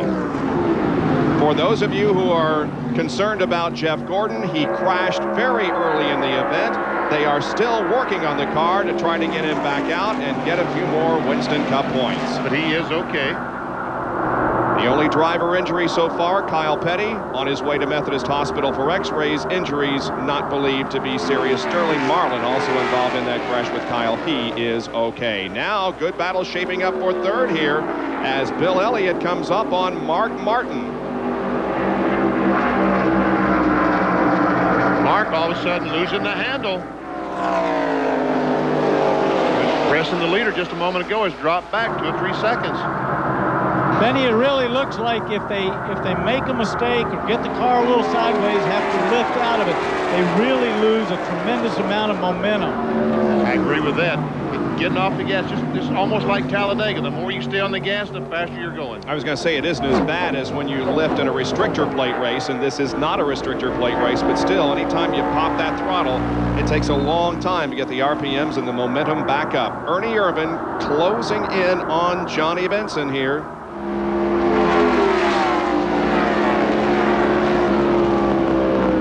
Jack Arute has a report on Johnny Benson as Irvin puts the heat on him. Well, he doesn't want to pit just yet. You know why, guys? They want to get to the halfway mark. And there's a pass. Yes, sir. Ernie Irvin wants the lead, and Ernie Irvin gets the lead. The pass occurring in turn number 4. And lap number 73 as he crosses the line will be led by Ernie Irvin. Now, Jack, go ahead with your point. Well, here's exactly what was happening. While Ernie Irvin was making the pass, Larry McReynolds was here talking to the Pennzoil crew and Johnny Benson. They were going to map out a strategy to go to the halfway mark. The car on Benson is a little bit tight. Benson wanted to try and get the halfway cash bonus. Then both of them would pit under green flag conditions unless the yellow came out. Got snookered, guys. 73 laps completed, and so we're less than 7 from the halfway point of the 3rd Brickyard 400 from the Indianapolis Motor Speedway. There are the top 5 and 6 through 10. We'll be right back.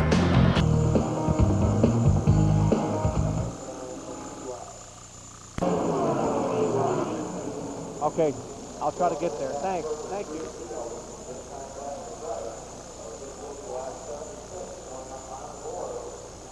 You'll just do one of those two things, a little bit of air pressure in the right rear, a little bit of bite out, not do both.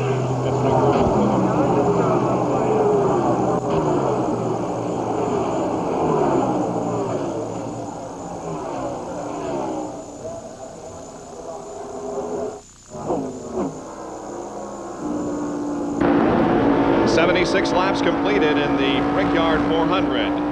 At the moment, Ernie Irvin has the lead. Johnny Benson is second, followed by Mark Martin, Bill Elliott, and Jeff Burton. And we should be seeing pit stops before too long. This is how Johnny Benson lost the lead to Ernie Irvin. This is the camera on the back of Benson's Pontiac. Ernie Irvin just pulled to the inside and shot by. Wow. He got a huge ovation, I might add, when he came by the stands. Benny, I know you guys are sitting up in that nice, comfortable, air-conditioned booth, and we're standing out here in the elements. But we've really noticed the temperature just changed with the cloud cover. It's gotten a lot cooler over here. I'm sure that's going to allow for a little bit quicker racing. These guys are really sliding the car through here. And the most impressive guy at the moment for me is Dale Jarrett. He's catching that lead group by himself with nobody to tow him around. Let's get more on this tire situation from Dr. Jerry Punch. Well, I'm with Stu Grant, Worldwide Director of Motorsports for Goodyear. And Stu, you've been researching it, looking at the tires. What have you found out? Yeah, we've had a chance to dismount Jeff Gordon's right front tire, and we've had a chance to look inside that. There are definitely several cuts on that tire that indicate a possible puncture. But I tell you, the other thing that we have done is we've gone up and down pit road and tell all the crew chiefs to make sure and run the recommended air pressure in the right side tires, Jerry. Have you seen Kyle Petty's right front? No, we have not. They're just taking that off the car right now, and as soon as we have a chance to look at that, we'll do that. Well, Stu, thanks for the update. Bob? And again, Benny explained why a lower air pressure in the left side tire might be the best thing to do under normal circumstances. Because as the car runs, they build up pressure. As the tires get hot, they start building up pressure. When they build up pressure, they stop adhering to the racetrack. So the lower you can get them and keep them together, the better they're going to adhere once you get a few laps on them. But the Goodyear engineer says don't be tempted to run too low a air pressure. Benny, what's that? What's a hot pressure that you run? What do they build up to under these circumstances? They will build up about 12 to 15 pounds above the recommended pressure. Every tire, every racetrack is a different air pressure. Here they probably run 40, 45 pounds of air in the right side. Okay, because they start, their cold pressure on the right side is 35 on the right front, and the right rear is 35 as well. We're seeing some pit stops being made as the halfway point comes around. We saw Mike Skinner come in just a few moments ago. Now Bill Elliott is on the pit road. Gary Gerald is there. Watching. Routine service, it appears. It will be 4 tires. Again, we're seeing a lot of grass up in that front grill. Elliott moving away cleanly. Well, if they've got to put all the gas in the car, if they've got to put two cans of gas in the car, they might as well change 4 tires. Halfway. 200 miles down, 200 miles to go. The halfway point has been reached, and Ernie Irvan is at the front of the field at the halfway point. And I would think that Ernie Irvan is, now that he's won the halfway money, the $10,000 in Gatorade, he will pit the next time. There his teammate is, Dale Jarrett. Dale Jarrett relinquishes his 7th position to come in for a pit stop. We see the chassis adjustment going on the right rear. Right sides are off. They're coming around to the left side. And NASCAR's allowed them out across the pit wall to clean the windshield. Work still going on, changing the tires, making sure the tank is filled with gasoline, and Dale Jarrett begins to roll as Rick Mast comes in. Riding on board the Pennzoil Pontiac with Johnny Benson, who continues to hold on to 2nd position. The man up ahead is the leader of the race, Ernie Irvan. And now we should be seeing pit stops from these two, in fact the top 3, Mark Martin, before too long. Trust me, this is one place you would not want to run out of fuel, especially on the front stretch. You might not be able to coast back. If you're running at a high bank track, you might be okay if you run out of fuel, but not on the flat surface of the Indianapolis Motor Speedway. Bob, here's what's going on for the leaders. They're trying to stretch. Ernie Irvan is trying to stretch as far as they can go. They wanted to go to lap 83. They've spoken to Ernie as the Miller car of Wallace comes on a pit road. They want to go and try and get 4 tires. Let's go to Rusty Wallace and Gary Jarrell. 4 tire stop for Rusty Wallace. They handled the right side in great fashion. The Penske South team, and the leaders are coming in. We got a flurry of activity all the way up and down this lengthy pit road. Wallace running in 22 seconds, Jack. And there is going to be a chassis adjustment made on your leader, Ernie Irvan. They want to come in tight because they need to make the change on the outside. 4 tire change. Now the big thing is they're going to put a half a turn in the right rear. They're going to try and give him just a little bit more bite. He hits the marks, goes to work. And for Danny Sullivan's information, there is a lot of debris on the front nose of Ernie Irvan's car. Meanwhile, Johnny Benson goes to work. 1 air and tire has gone away. Benson is away first, split screen. Now they're going to make 4 tires stop on Ernie Irvan. Now Benson didn't make a 4 tire change. That's the difference, fellas. And we see the 6 car. Jerry Punch. Well, Mark Martin made a 4 tire change, Jack. 4 scuffed tires, but more importantly, they made a track bar adjustment, Penny Parsons. They lowered the track bar 1/4 of an inch. Martin still complaining of the car being too tight. Well, Ernie Irvan, Johnny Benson, and Mark Martin went 38 laps between pit stops, Paul. Okay, now, if you're part of that contest, it's time again for the Budweiser Fast Track Sweepstakes. The 200-mile leader, that car right there, Ernie Irvan. So write Ernie Irvan down on your game card, and you could be off to the races. Cruise next year's Brickyard 400.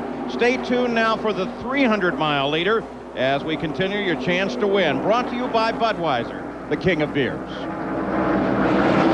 So we settle in now for the second half of this Brickyard 400.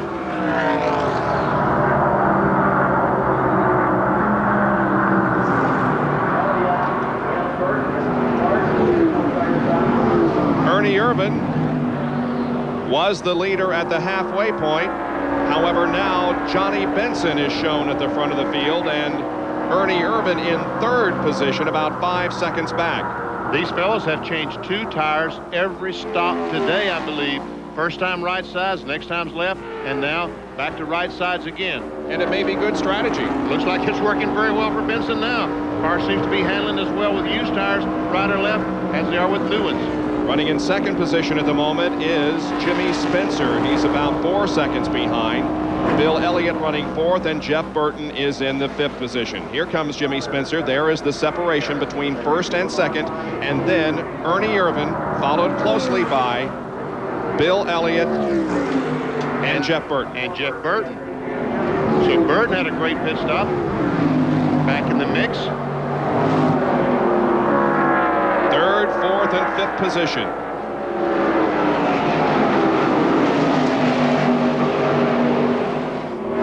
Ernie Irvan has posted 5 consecutive top 5 finishes, has himself in 3rd at the moment.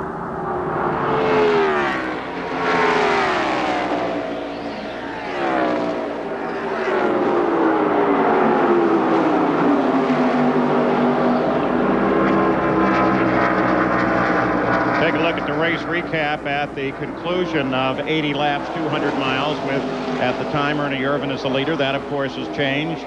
8 of 80 laps led by Irvin. Lead changes 9. We've had 3 cautions, 16 laps. There are your lap leaders. After 80 laps, it's been a real fight up at the front of the field. And, of course, we're still keeping track of Jeff Gordon's car, see if they're going to get him back into the fight. But Waltrip, Marlin, Kyle Petty definitely out of the run. And again, the report on Kyle Petty, he's awake alert. He has pain in the neck, the knee, and the chest as he was sent over to Methodist Hospital for x-rays. We expect those x-rays to come back just any time now. And I'm sure as soon as they have them, the Track Medical Center will let us know exactly what Kyle's condition is. But Dr. Henry Bach said he thought he was in good condition.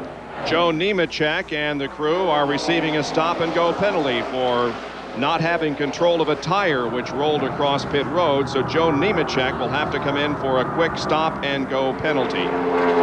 He was running in 28th position.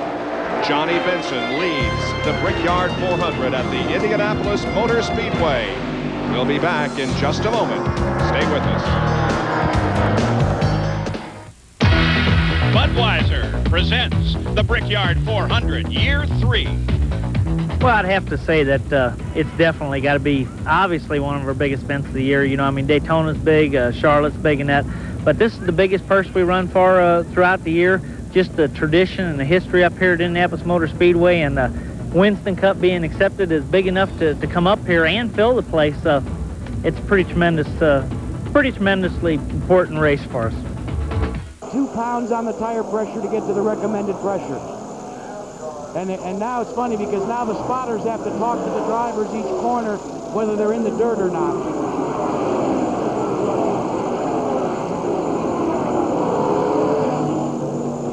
All right, thank you. Did Jimmy Spencer pit on that last round? He had to have pitted because yes, he did. Lap 81. Thank you. He must have had a great pit stop. Probably just changed 2 tires. Yeah. Are you anywhere close to his pit? No.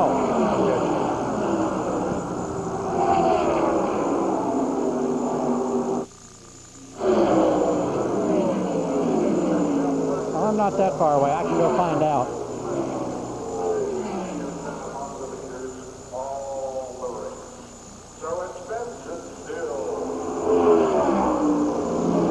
Second right here.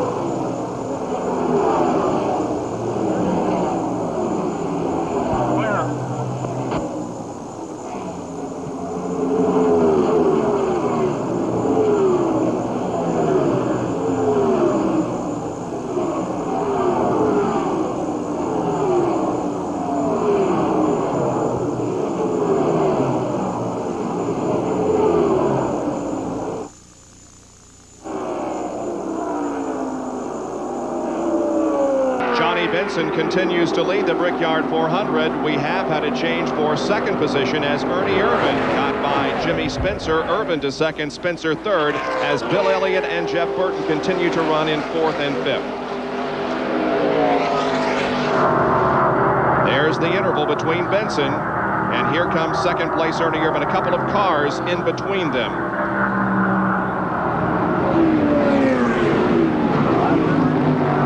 Jack Arute has an update on Johnny Benson, who continues to lead. Well, guys, you heard Stu Grant, the worldwide director for Goodyear, say he's recommended with his engineers to all the crews to go up to the recommended tire pressure.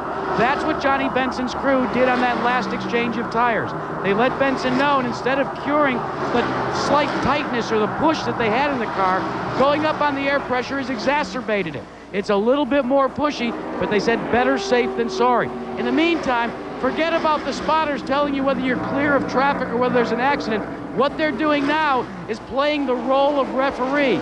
Anytime a driver dips a nose down onto the grass, they get on the horn and say, you were on the grass, get off it. Well, they're serious about keeping off that grass, aren't they? Absolutely. And they have seemed to have cleaned up their act a little bit over here in turn 2. You don't get it as regularly as you were previous to the 200-mile mark. One car that has retired from competition is Ward Burton in car number 22, while his brother runs in 5th position. Jimmy Spencer started 20th, currently up to 3rd. A good run for the Berwick, Pennsylvania native. Now back to Bill Elliott and Jeff Burton, and right behind Jeff is the 6th place car of Mark Martin. And there's Dave Marcus, who had gone to the garage area, is back now. And look at Dale Jarrett is right behind. Dale Jarrett is running this.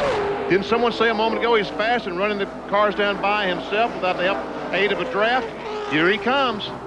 He may be the fastest car on the racetrack. Let's check this. Yep, last lap was 168.882 for Dale Jarrett. He's the fastest man on the racetrack.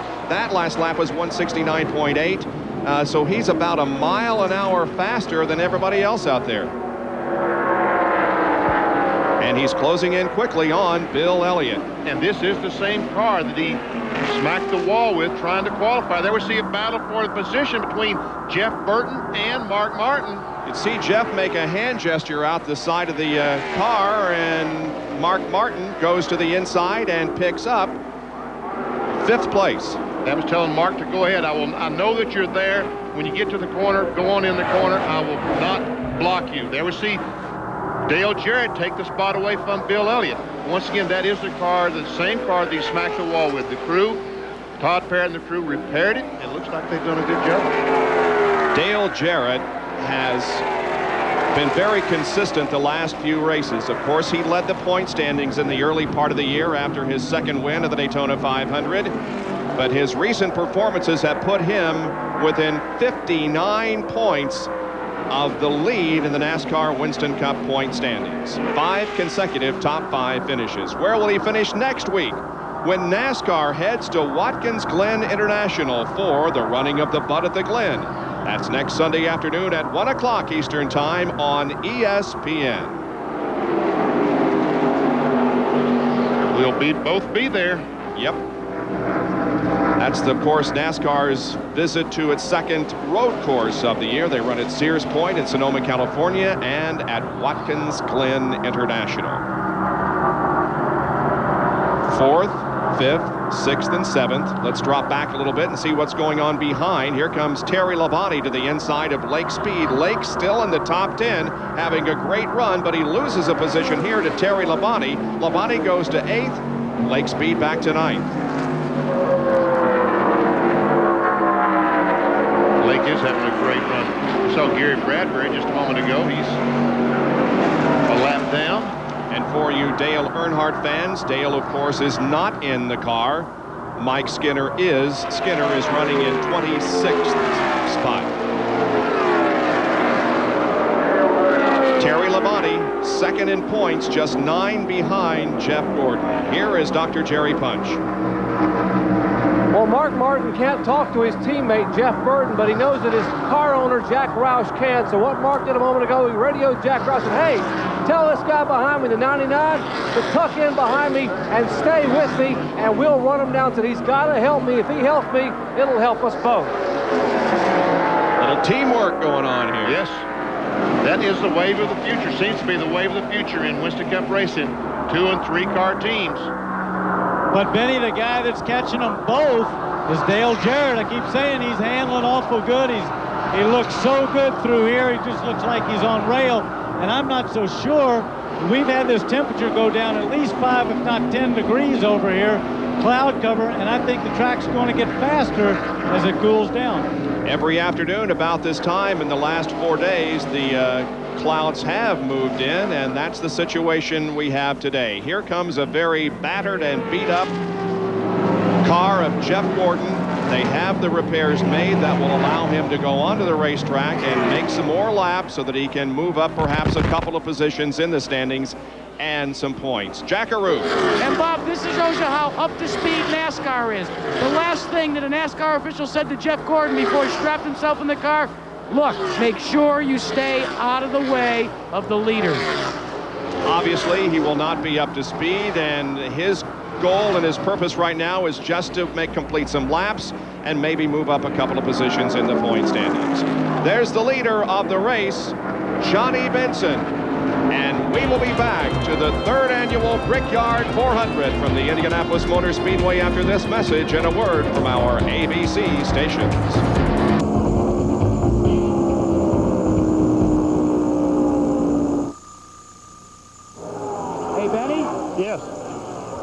The difference in the thinking between Benson and Irvin.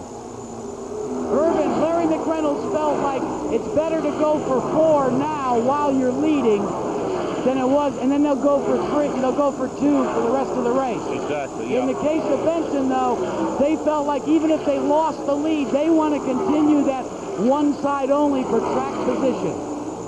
Okay? I know you already knew that.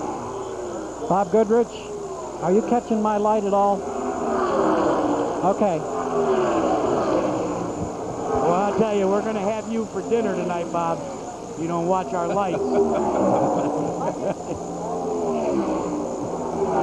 He'll be chowing down on the power people. Hey, Jack. We'll have to find him there.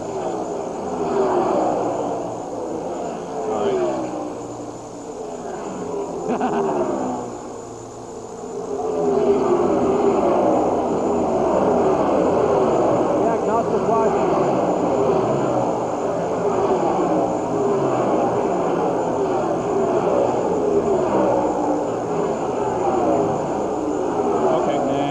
Bob's good at that.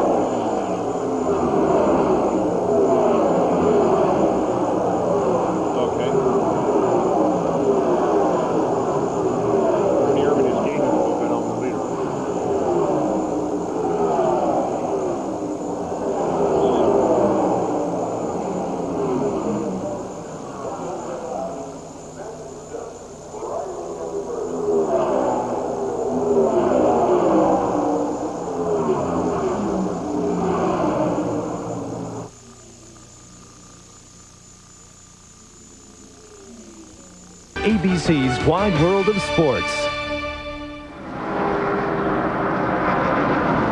Budweiser, the king of beers, is proud to bring you aerial coverage of today's Brickyard 400 live from the Indianapolis Motor Speedway. Hovering high above the 2.5-mile oval, watching Johnny Benson in the lead and Dale Jarrett maintain his 5th position and Jeff Burton 6th. Dale Jarrett is telling his crew it's pretty hot. Water temperature, I assume he's talking about the water temperature is creeping up. Maybe talking about his feet. Well, he was at one point 8.7 seconds behind, and now Jarrett is 6.8 seconds behind, so he continues to be one of the fastest cars on the racetrack. On the far right of your screen, that is Jeff Gordon, and from the fastest car when the race began, and yesterday it's a taped up moving piece of metal, Benny. Yeah, that's the windshield we see going around. But why is he out there? Because if he can run just 13 more laps, he will pass both Sterling Marlin and Kyle Petty, who crashed, and by just moving up those 2 positions, he will pick up 6 points, and that could be very valuable when they pass out the checks in December at the banquet. Battle for 3rd spot. Jimmy Spencer, the yellow car, has it. That's Mark Martin, the blue and white car, wants it. Remember, Mark Martin a moment ago passed his teammate, Jeff Burton. We had a report from the pits where he said, "Tuck on, let's go." Well, Jeff Burton right now just can't keep up with Mark Martin. And I also think that Dale Jarrett, who was running so strong, who got by him, is now seems to be holding station behind Mark. Doesn't seem to be green. So if he is running hot, maybe he's had to back off a little bit. Right now, Ernie Irvin is gaining on the leader. We see the lead is 2.6 seconds. It was about 4.5 seconds just a few laps ago. So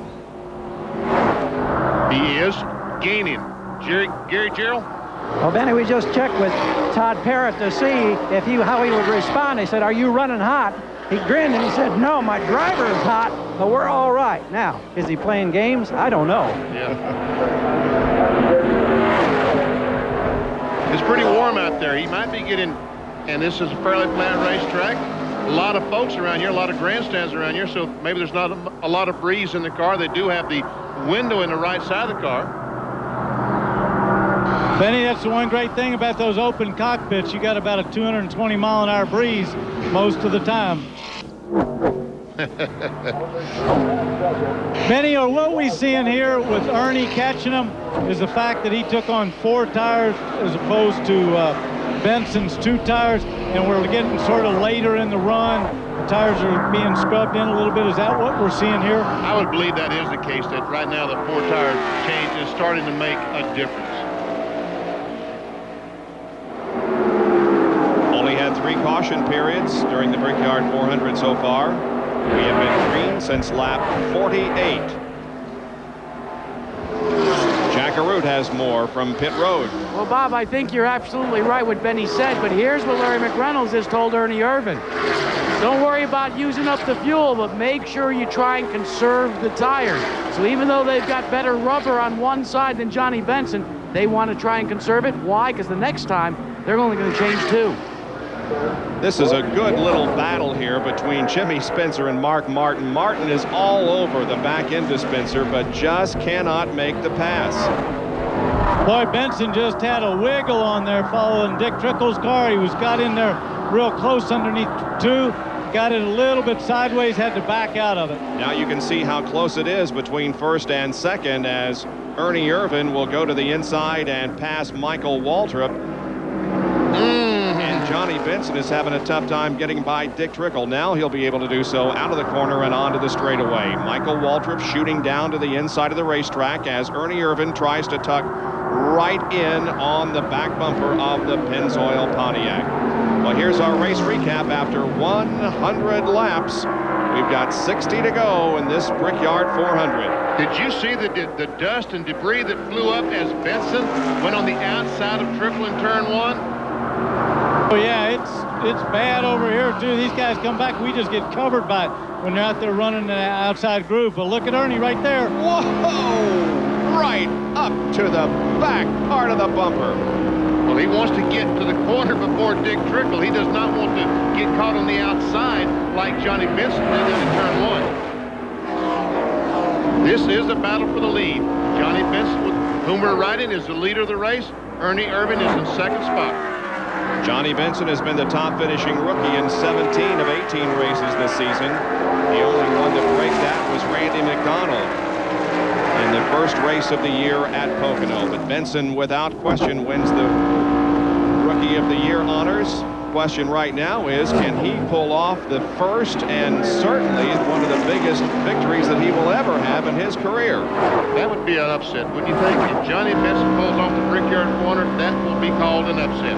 That would definitely be called an upset. Not so much Ernie Irvan, because he ran so well here in the first race and challenged Jeff Gordon right up until the closing laps when the tire let go. Of course, he was not in the race last year, recuperating from the injury suffered at Michigan.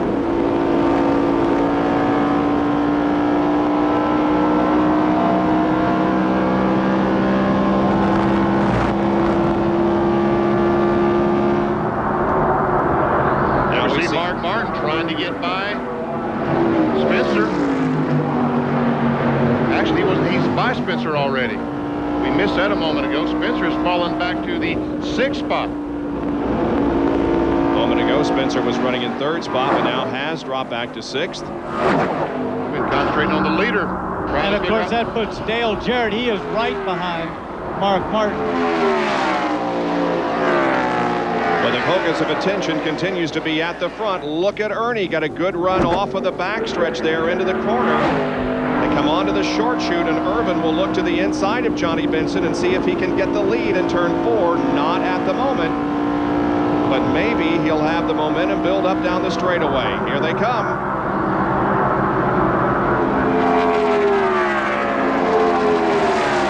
Johnny Benson is having the run of his life. He's been able to handle traffic, and he's been able to handle all of this pressure mounted by the veterans of this league. Oh, Ernie's got a good run this time and takes the lead. So Ernie Irvan goes back into the lead. Got a good view of that, didn't you, Danny? one thing that I like is Benson's smart. Now, Ernie's done 2 moves, one going into 2 and one going into 4, just like that. And Benson just kind of gives him the road and tucks back in there so he doesn't lose much ground. The lead changed on the 108th lap.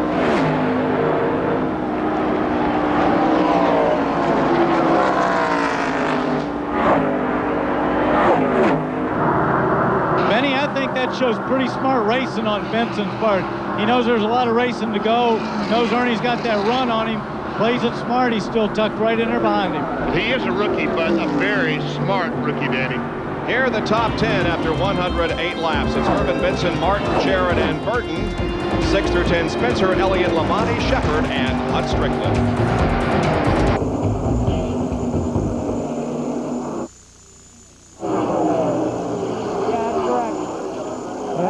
Possibly 115 for Jarrett, possible. And Martin 117. So that means all of them are going to have to, unless we have a big yellow, they're all going to have to make another splash and go, correct? Yeah, exactly right, Danny.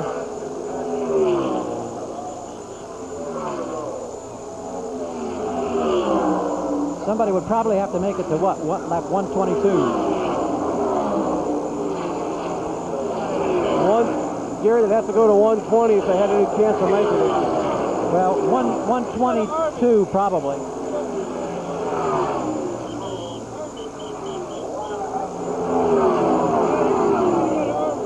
Now, my cameraman's telling me that somebody wants us to go to Irvin. Is that correct, or do you want us to stay with Jarrett? We're fine. We can. Okay, thank you. I'm in Martin's pit. Irvin and Benson for Jack.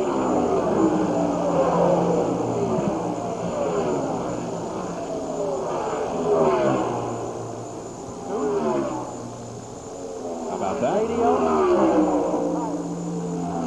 Okay.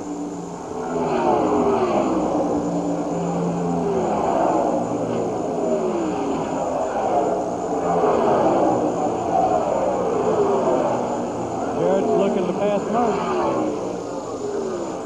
I think Jarrett's going to go for a 2-tire stop, which would set them up to be maybe in command for that final stop late in the race.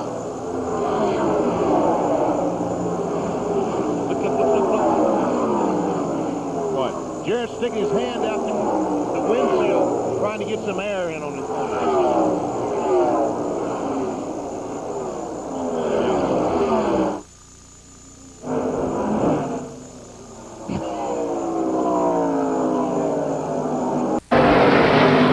At the Indianapolis Motor Speedway, and Dale Jarrett has just taken over 3rd position from Mark Martin. Without question, Jarrett, the fastest man on the racetrack. And look at Dale Jarrett down the straightaway, sticking his left hand out the window of his car, trying to funnel some air in to cool off just a little bit.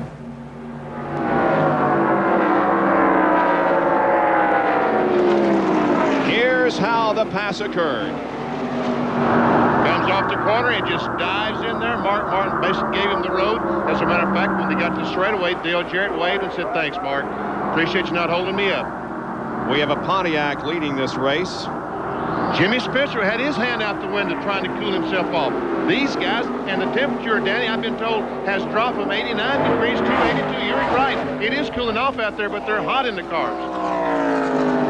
Benny, does that also, without any yellows or anything, when they run lap after lap, does that just build up in the car more? Yes, it does. It gets hotter and hotter and hotter. Air temperature 82, track temperature 112. Gary Gerald has more on Dale Jarrett's run. I tell you, Bobby, it seems to me that this race is falling exactly into the game plan for Dale Jarrett, Todd Parrott, and this crew, because I talked to him just before he got in the car this morning at the start of the race. He said, my big concern is going to be that first 20 laps or so. We want to get things strung out, and then from 24th, we want to just pick people off one at a time. So here we are approaching a pit stop at 13 laps. He's up to 3rd from 24th, and he's doing exactly what he said he hoped to do, taking them one lap at a time. We think he may be in here for a 2-tire stop in approximately 3 laps. One thing that we have to keep our mind on, however, is what Terry Labonte's crew is telling him. They think Labonte, of course, a Chevrolet driver, that the Fords are going to run out of gas with 5 or 6 laps to go. Well, in other words, they've got to stop for a splash of gas with 5 or 6 laps to go. Gary Dehart and Terry Labonte are planning on making this race on one more stop. Now, Benny, how much time do they lose going into a pit on this with that 55-mile-an-hour speed limit? That's the problem, about 3/4 of a lap. And right now, Terry Labonte is only 20 seconds behind the leader. 23 smart strategy. I'm sorry, Bob. That's right. I was going to say 23 cars on the lead lap here with 113 laps completed. Jack Arute once again. Well, Bob, Ernie Irvan has a little bit of a concern, not the driver, but Joey Knuckles, who changes the front tires. It seems on that last stop, he thinks he cross-threaded one of the lug nuts. Now, that's going to make it difficult getting off, but if they do get it off, it could strip that lug as well. So there's a lot of furrowed brows here as they get ready to pit in about 3 laps. This will be a critical pit stop for a lot of drivers. There will be undoubtedly one after this, however.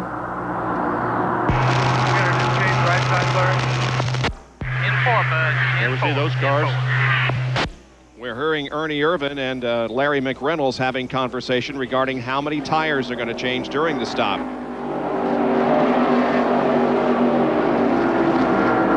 Pit stops are taking place. Bill Elliott's on pit road. Lake Speed is on pit road. Bill Elliott was in the top 10. Lake Speed had fallen back to 13th.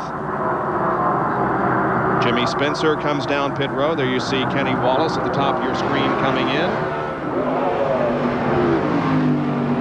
But the leader of the race, Ernie Irvan, continues on. And there we see Elliott leaving pit road as Irvan goes flashing by. Here's Gary Gerald. We thought it would be 2 tires. It's going to be 4. Jarrett, a lap and a half back, said, I want a round of bite and I want 4 tires. He's already got 2 new Goodyears. He's got 3 and 4 coming. Everything looking routine. We got it rolling at 20.5 second. Excellent stop. It is a great pit stop for 4 tires. You know, one problem that Dale Jarrett, I'm sure, is having because of the heat, he was banged up at Pocono. Remember the crash he had up there? He broke a couple of ribs and broke a bone in his leg. He's not been able to exercise and stay in shape the way these drivers have to anymore to run these hot races in the summertime. I'm sure he's missing going down to the gym about 2 or 3 times a week.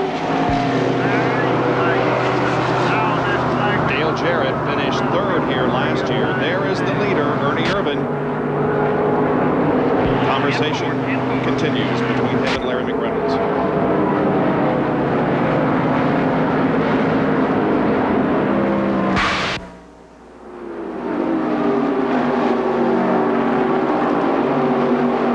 Coming in this time. In 4, bud. Come to your sign. 4,300 now. Come to your sign. Listen to my voice, Cecil. Guys, just concentrate. Don't let them tires roll across pit road. Be focused.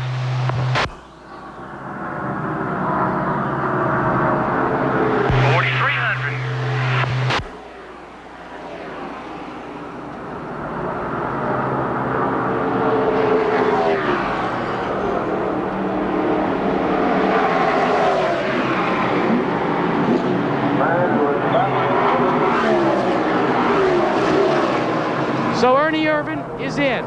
Joey Knuckles has gotten the right front. That was his questionable tire off. Doesn't seem to be a problem there. Let it go, let it go, let it go, let it go, let it go. You're back racing now, Ernie. 4,300, 4,300. Remember, you got 2 right side cold tires.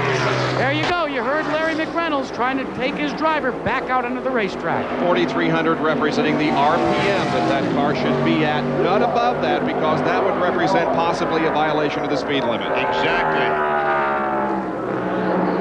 Rusty Wallace is in, giving up his 8th position as we watch Ernie Irvan get back up to speed on the warm-up lane, joining the racetrack at the backstretch.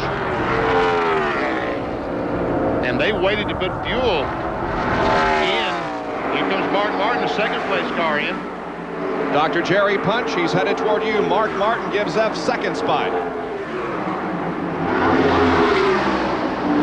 He will have to make at least one more stop. They cannot make it the rest of the way, Bob. He'll have to stop with 9 laps left. The problem they're having here is Mark's car just stays too tight. 1 round, 2 rounds, 3 rounds out of the right rear. They are trying to loosen the car up, and as you know, a tight race car means you got to slow down entering and exiting the corners.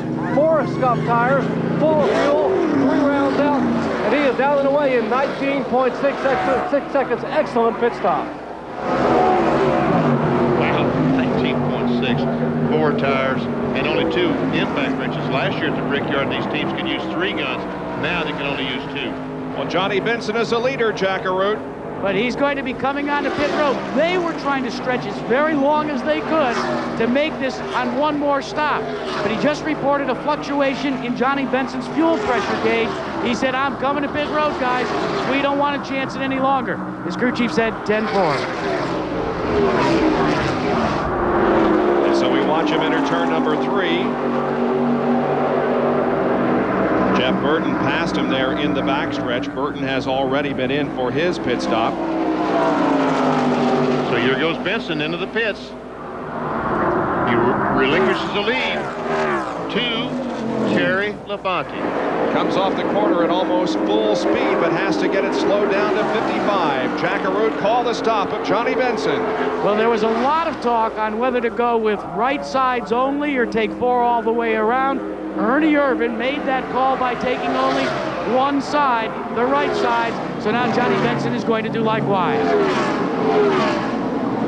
It looks like a round going in on the left side, cleaning the front end of the car.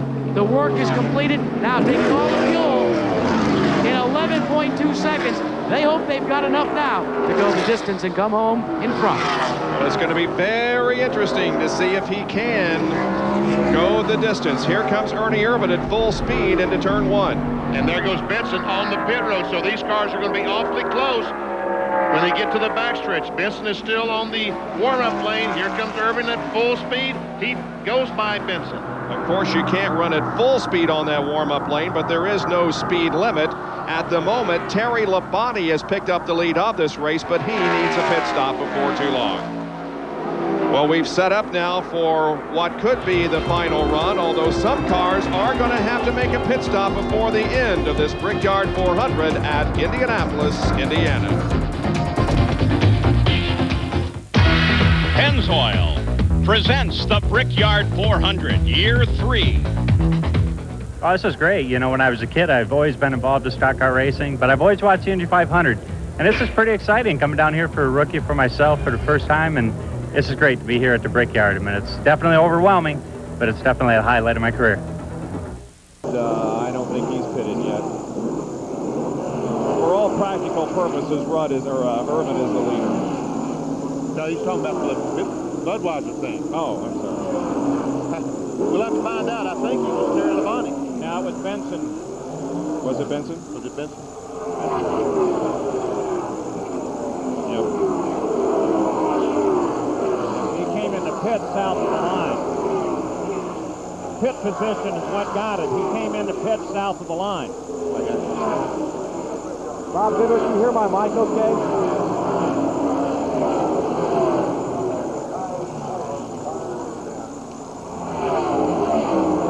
Mic check, 1, 2. Mic check, 1, 2, 3. Mic check.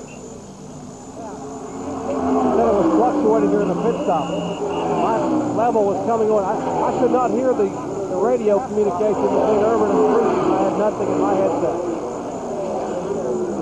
That's because, Jerry, that's because they don't have it in our headset. We can't hear it.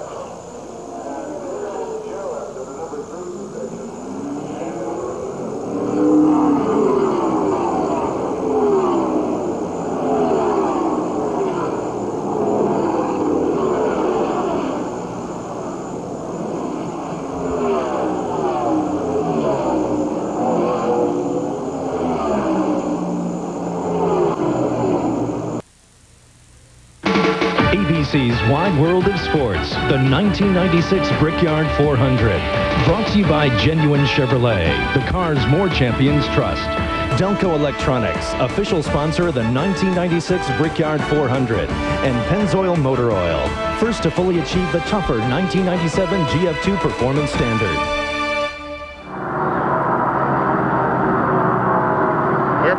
Brickyard 400, you're taking a look at Johnny Benson. He's currently in second place, but on your game cards, it's time for the Budweiser Fast Track Sweepstakes. The 300-mile leader was Johnny Benson. So write down Johnny Benson on your game card. You can take it to the checkered flag for a race fantasy. You could win a trip for two to the Brickyard 400 in 1997. Stay tuned for the final lap and your chance to win. Brought to you by Budweiser, the king of beers. Well, Johnny Benson, of course, after that mark, dropped back into second place behind Ernie Irvin. And the yellows just flashed on. And the report is that we have debris on the track. So it will slow the race and bring Benson right up behind Ernie Irvin. There's your 120-lap race recap. Johnny Benson has been a power in this race and, of course, now sits in second place. Now we'll see all the cars coming back in, and they'll put gasoline in, they'll put 4 tires on, and they'll be good to go to the end. We no longer have the scenario of some being able to make it and some not, because this yellow flag assures everyone will be able to have enough fuel to go the distance. And there we see the debris that we're talking about. Looks like a tire. Oh, looks like a big chunk of tire. Right down toward the turn 1 area of the racetrack. Debris brings the yellow out. And so the field slows. We expect everybody in for a stop. We'll return to the Brickyard 400 after this message and a word from our ABC station.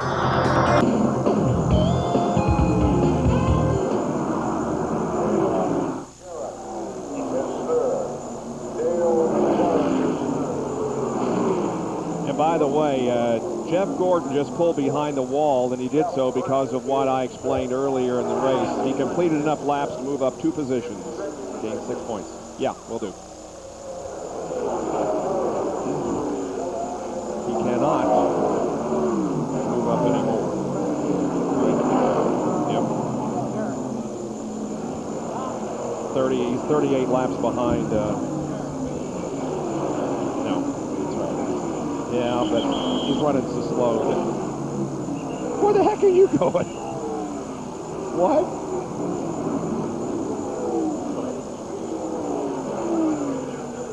Don't be gone long. Not bad at all. Okay.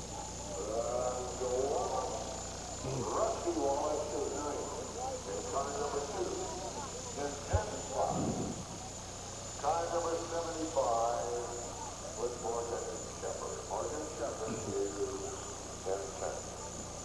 Well, all of these machines have one more pit stop to make.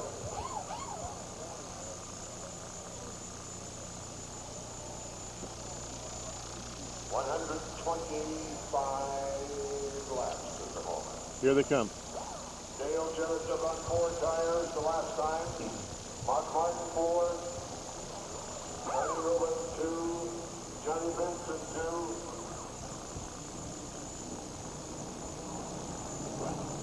And come on, the leader.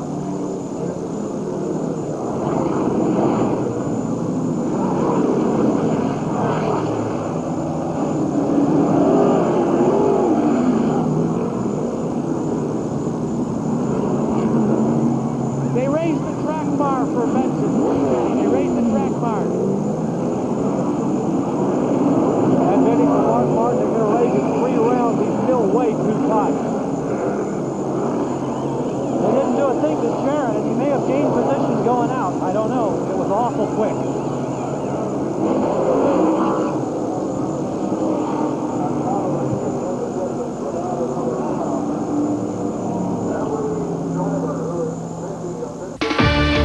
You're watching ABC's Wide World of Sports. Under caution, the cars come in to top off and possibly change tires. This was just a moment ago. Ernie Irvin on the top of your screen, Johnny Benson on the bottom. Remember, they changed right sides on the green flag stop just a moment ago. Now the left side. So go, hurry, hurry. And they beat Benson out. But look, Dale Jarrett is the first car out. And then Ernie, there comes Morgan Shepherd. Rusty Wallace has a great pit stop. And Johnny Benson is mired back in about 10th spot. Johnny Benson lost a lot of track position during that pit stop, and it may be difficult for him to gain it in these last few laps. Now the question is Terry Labonte going to pit this time? Right now he's the leader of the race. There he is, the second car, the yellow car. He probably has enough fuel. No, I'm sorry, that's Greg Sachs. Labonte is back in the Kellogg's car, someplace back. He probably has enough fuel to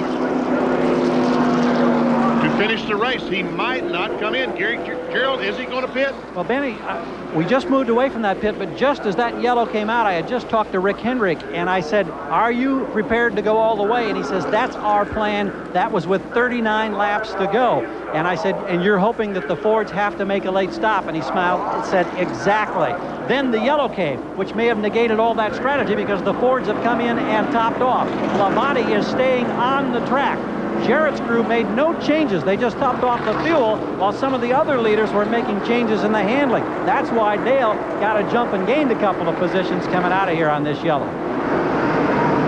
So Terry Labonte is the leader of the race.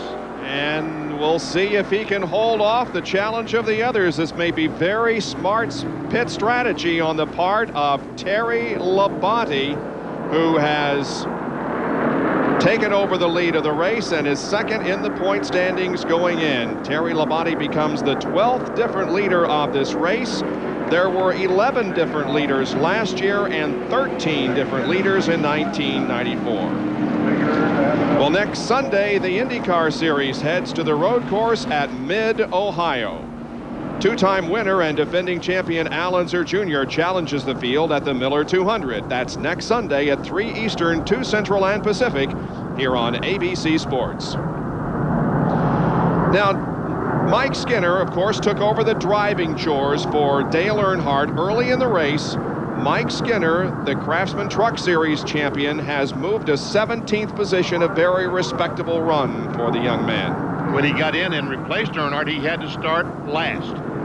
Literally started in 40th place, and he's now in 17th. So Skinner is having a very, very good run. And Jeff Gordon did complete the laps necessary to move up 2 positions. He's going to finish 37th in his third Brickyard 400. Back in a moment.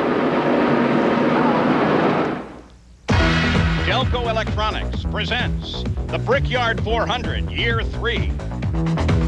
You know, I think when you even mention Indianapolis in the same breath as you do Daytona, I think it tells you the status of this race. It's only 3 years old, and already it's mentioned in the same breath as a race that's really our Super Bowl.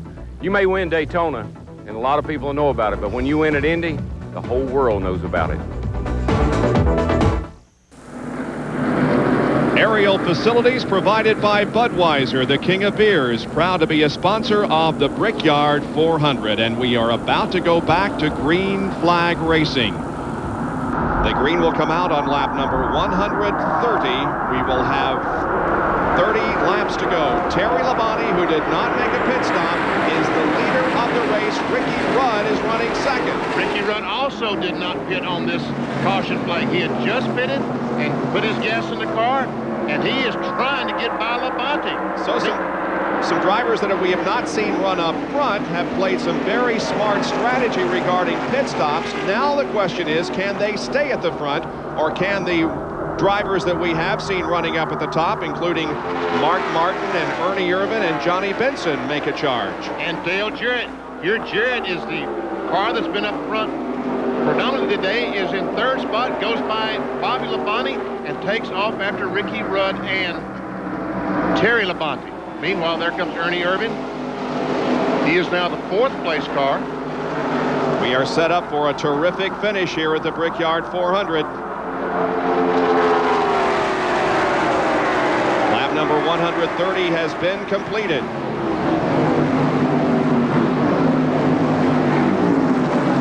Morgan Shepherd has had a great run here today. He's moved up to 6th position, and he was at the back of the field when this thing began, but he has steadily moved up. He entered the top 10 a while ago and now is up to 6th place. Good run from Morgan Shepherd. He told me his car has been practicing and running great. When he goes to qualify, for some reason, it will not run. Hence, he started 38th. He finished 10th in the first race. He finished 10th last year. So if he keeps up this pace, he'll have his best finish ever at the Brickyard 400. And he's closing in, it appears, on Mark Martin, Looks who is that running way. in 5th. Yeah. Here comes the line down the long main straightaway. Dale Jarrett has been able to get by Ricky Rudd, who's now in 2nd place. That's the blue car, Rudd the orange car. Terry Labonte is the first car and the leader. Dale Jarrett has won twice this year. Here is Ernie Irvin. Danny, these guys are going for it now, aren't they? I'm telling you, over here, it's getting a lot dirtier, too. They're running through here. The dicing that's going on is fantastic. Irvin looking to the inside of Rudd there in the 3rd corner. And here he comes. He makes the pass. Ernie Irvin up to 3rd now. When a car makes a complete pass, the spotter will tell the driver clear, indicating that he can move up into the racing line. Here comes Mark Martin now. He's passing the lap car of Dick Trickle. Morgan Shepherd, however, is right there with him.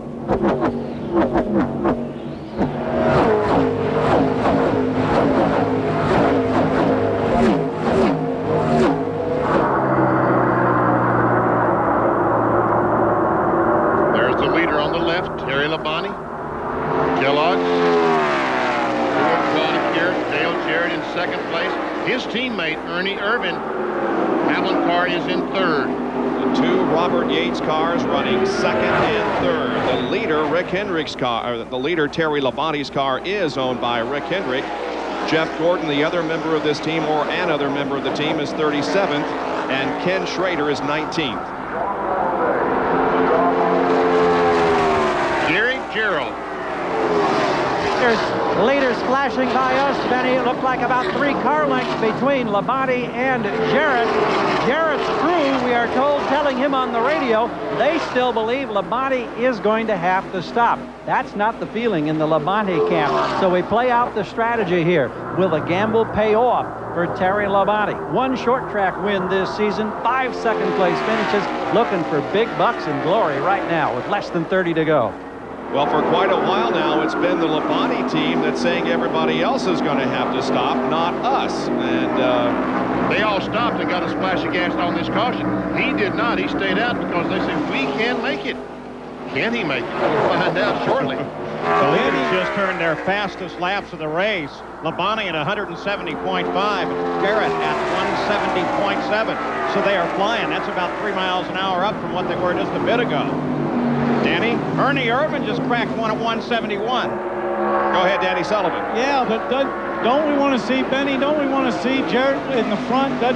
Wouldn't he feel more comfortable out there in the front in that clear air and let the battle go on behind him? Oh, of course he would. He wants desperately to get by because it's so difficult to pass. Right now, Labonte is pushing so much air that it makes Dale Jarrett's car push. He needs, while these tires are cool, he needs to get by. And right now, he may have him here. Oh, he got a good run off that corner. They're in the short chute now in the 4th corner, and Dale Jarrett takes the lead of the Brickyard 400. Great pass in there. That was a nice pass. It was a great pass. And Terry Labonte is going to hang on to this Jarrett all he can. Looks like he's going to try to make a move going in 1. 25 laps to go. Ernie Irvin gets the tires down in the grass in turn 1, and he puts pressure on Terry Labonte.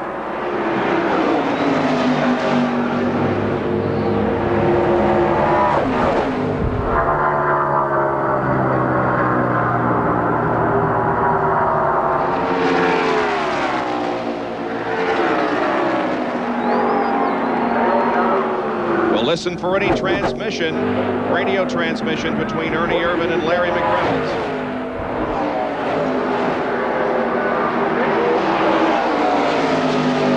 Here he comes. He's got to run. He's got to run, Benny. Down the front stretch, and Ernie Irvin moves into 2nd spot. And it becomes a battle of the Robert Yates cars. Dale Jarrett, the leader, and Ernie Irvin running 2nd. Just 3 weeks ago, Loudon, New Hampshire, it was Ernie Irvin in front and Dale Jarrett finishing 2nd. So Robert Yates This would not be the first time his cars finished first and second, but it would be reversed from Loudon. If they were to end this way. It's not over yet. Dale Jarrett becomes the 13th different leader of the race. That ties the number we had in '94, and it's the first time that Dale Jarrett has ever led at Indianapolis Motor Speedway. Laps winding down. Dale Jarrett, the leader, back after these messages.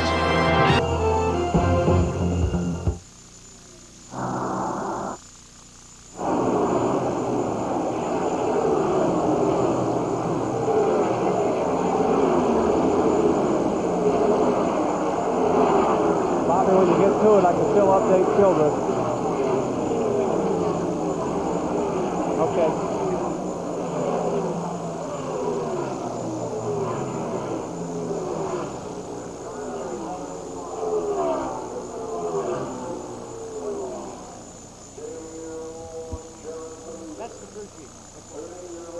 Do we know? Hey, Jack, where are you? I'm in Ernie Urban. What Gordon's early lap? Gary, I'm on my way back to Jarrett. Fastest Just lap? left Labonte. Okay, maybe I should look at Labonte in a minute after I finish with Childress.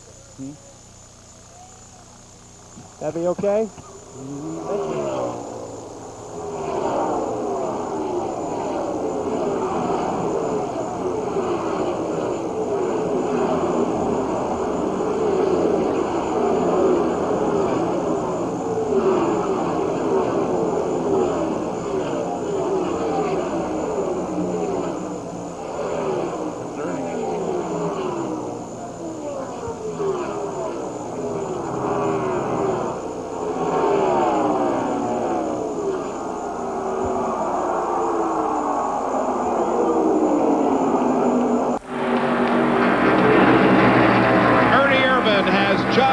His teammate and taken the lead from the Brickyard 400. It's Ernie Irvin now in front, Jarrett second, but don't count out Terry Labonte, who's hanging with him. And Mark Martin as well. That fourth car is Mark Martin. Here's how it occurred. Front of you, Danny. Yeah, Ernie seems to be working very good down tight. He's very low down there. He can run lower than everybody else. Just got underneath him, kept his foot in the throttle, had a run off the corner. Down the back straight, he had him. A remarkable comeback by Ernie Irvin, and he capped it off by winning at Loudon, New Hampshire a few weeks ago, but certainly this would be an even more important victory for him should he drive to victory lane here in the next few laps. And victory lane is being prepared in front of the master control tower here at the Indianapolis Motor Speedway. 140 laps are about to be completed, 20 to go. Ernie Irvin begins to pull away a little bit from Dale Jarrett. Yes, he's already put 3 or 4 car lengths. 20 to go. Terry Vick needs some help out of them spotters all we can. So often, Benny, in Formula One racing especially, you'll hear about team orders as one driver is told to let his teammate go by. There are no team orders in this kind of racing. I wouldn't think so. I would think the team orders don't wreck. I mean, don't price each other trying to get by, but I don't think that Robert Yates really is concerned about which car wins.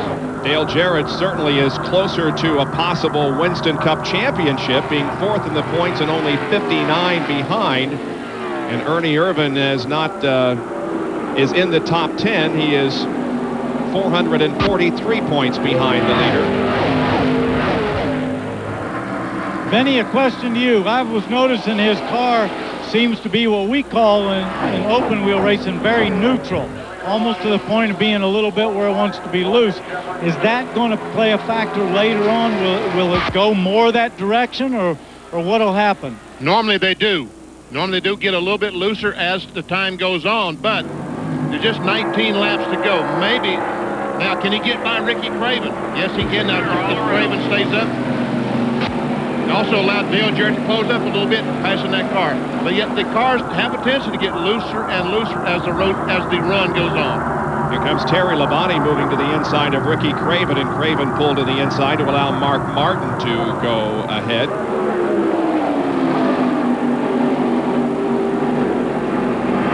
And so it continues to be a battle of teammates up front, just a car length separating Irvin and Dale Jarrett with less than 20 laps to go. Morgan Shepherd is in 5th spot. Todd Parrott telling his guy, you can get him. You can get him.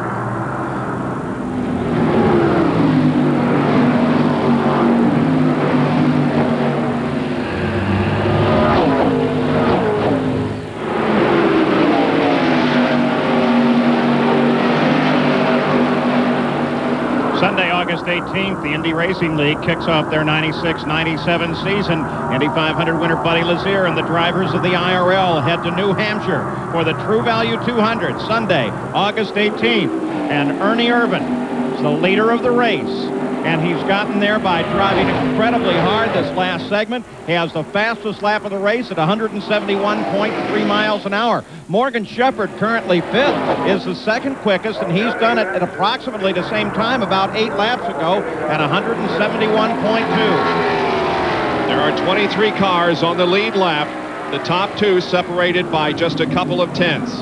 We're going to stay with it now and bring you the remaining laps of the Brickyard 400 with no commercial interruption. Only 5 cars have dropped out of this race, including Jeff Gordon, who'll finish 37th. Bob Dale Jarrett must like starting from a long way back. Last year he started 26th and finished 3rd. This year he started 24th, and he's now running 2nd and challenging for the lead. He probably would prefer to start up front, but you're right. He has been able to come from deep in the pack. Dale Jarrett has won twice this year in NASCAR Winston Cup competition. 16 to go, babe. He won the Daytona 500. He won at Charlotte. Boy, he sounded calm, didn't he? He sure did. I tell you what, though, Benny, over here, they're not driving these things calm. They're sliding them through here, and they're really working them, trying to get as much out of them as they can.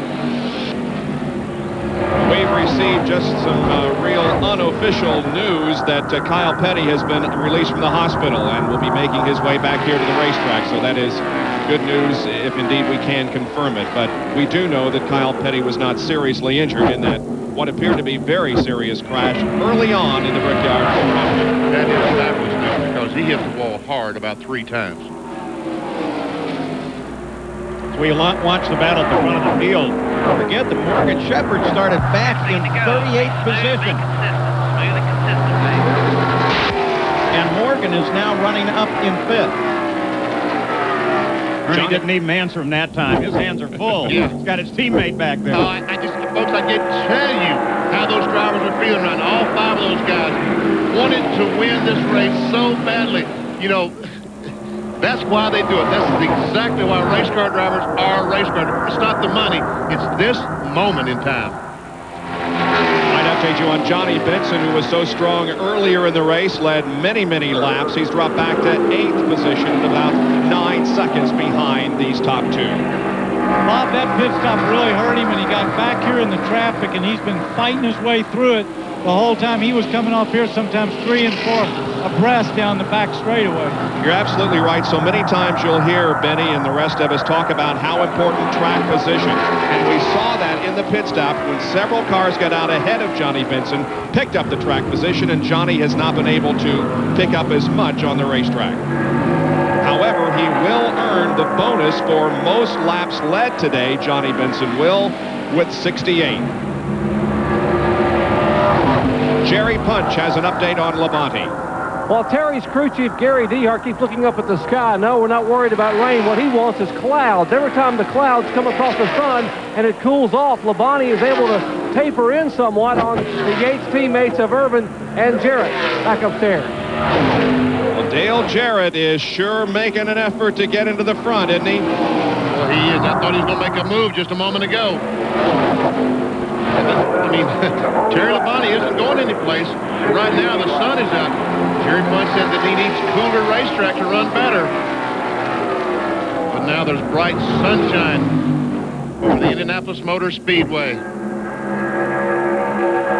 Dale Jarrett is going to try every corner, every lap to get by this one, hoping that Ernie Irvan might miss the corner just a little bit one time, and if he does, he'll be there. He's got a run on him coming off of 2. He was right there. He looked like he was really hooked up, but I don't think he's got enough. Ernie Irvan was in this identical spot 2 years ago in 1994, battling with Jeff Gordon. But you know what happened in the closing laps? The tire went down and Ernie Irvan lost the race. Will it happen again? Will Dale Jarrett be able to pass him? Stay tuned. We've only got about 12 laps to go.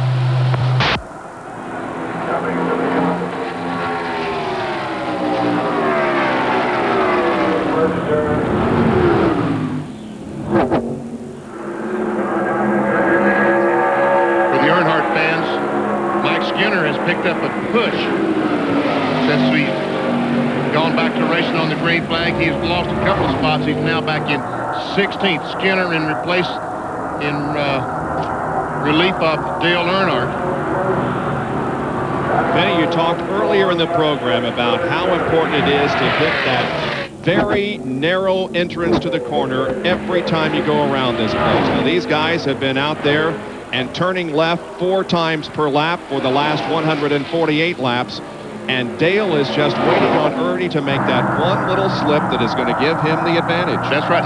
That's why he's so close. He wants to be there because it's only instant. It's only happened for 1 instant, and he has to be there to take advantage of it. Ernie Irvan has been to victory lane 13 times in his NASCAR Winston Cup career.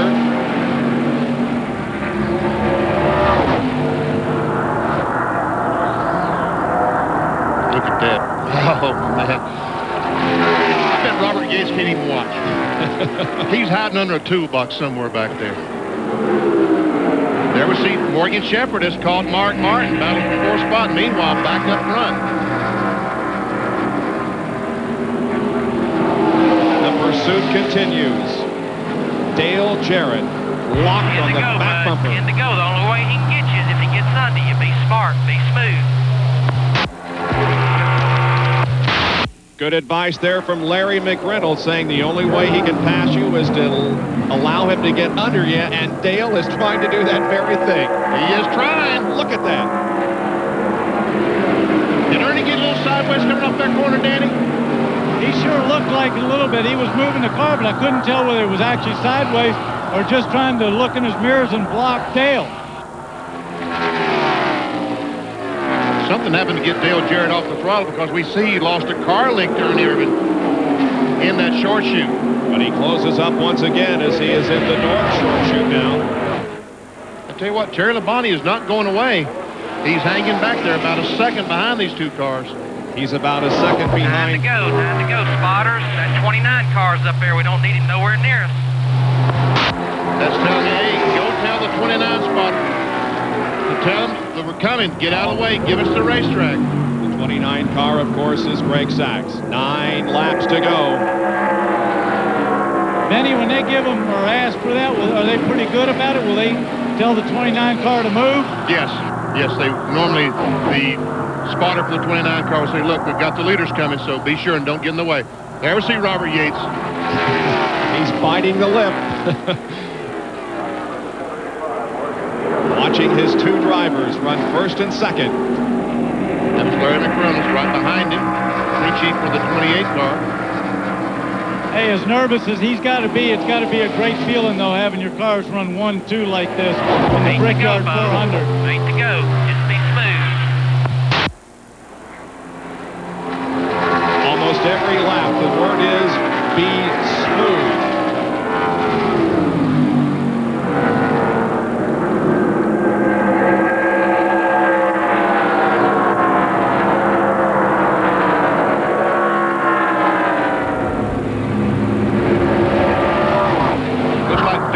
Drops back about a car length or 2. Spotters, get to them cars early now. We need them completely out of the way, spotters. Looks like he lays back to try to get a run down the straightaway. He almost got it that time. He almost was ready to make the move and pulled back behind Ernie Irvan. Oh, and Kenny Wallace has hit. Looks like he's blown up. I don't know if he's hit the wall or not.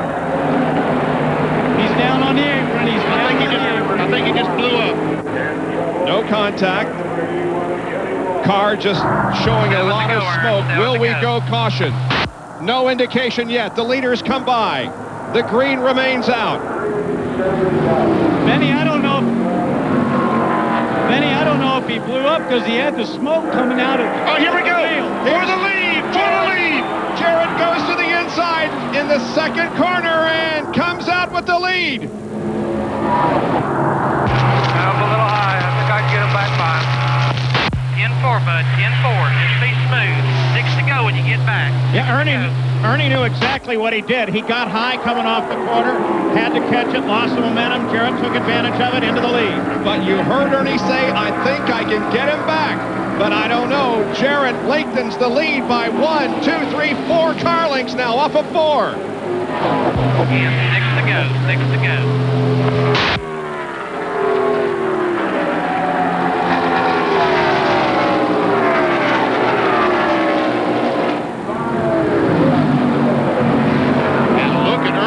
Close in on the back of Dale Jarrett. And I tell you what, there's some traffic there in Bobby Hamilton. That didn't slow Dale Jarrett down any. Turn 1 must be coming apart a little bit. Bobby Hamilton dropping down to the inside of the backstretch. Now there's Greg Sachs, who will do likewise, not impeding the progress of either Jarrett or Irvin. Jarrett is closed back in. Irvin is closed back in.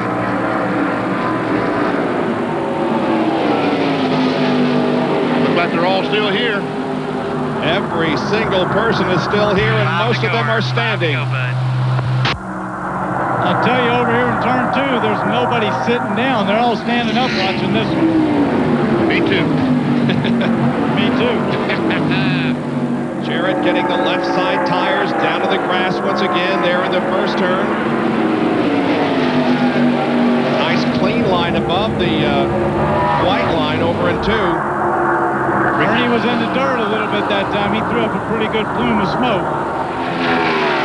Ricky Craven just took his car to the garage area. I'm too excited right now to try to talk.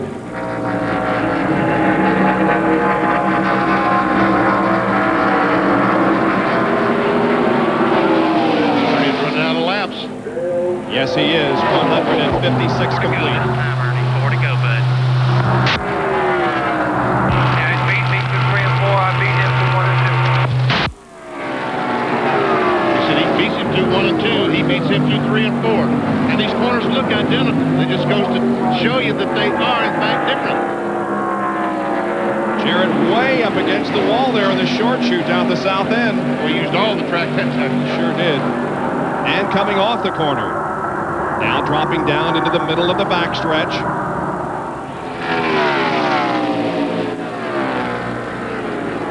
They're on the 157th lap.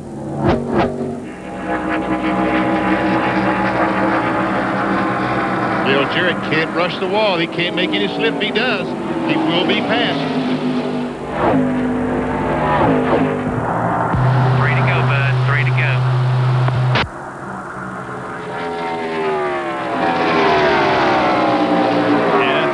It's just about the same distance between first and second every time. So if Ernie Irvin is going to pass Dale Jarrett, he is going to have to find something that he has not displayed the last 4 or 5 laps.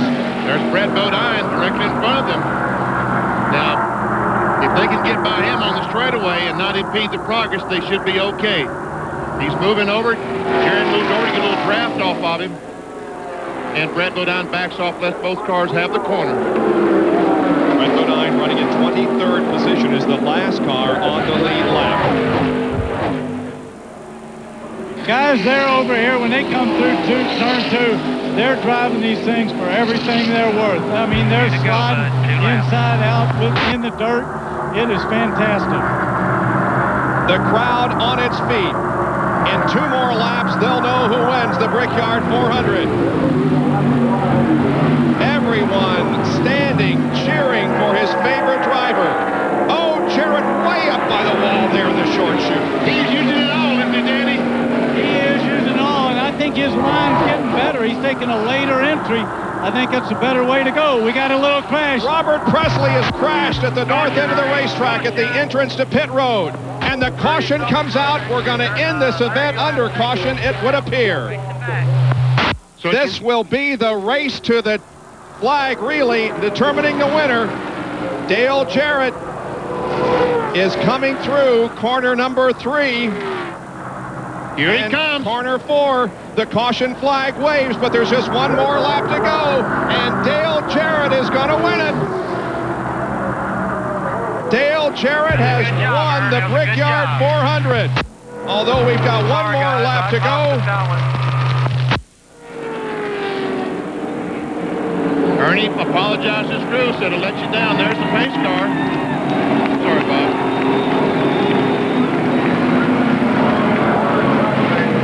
Wow.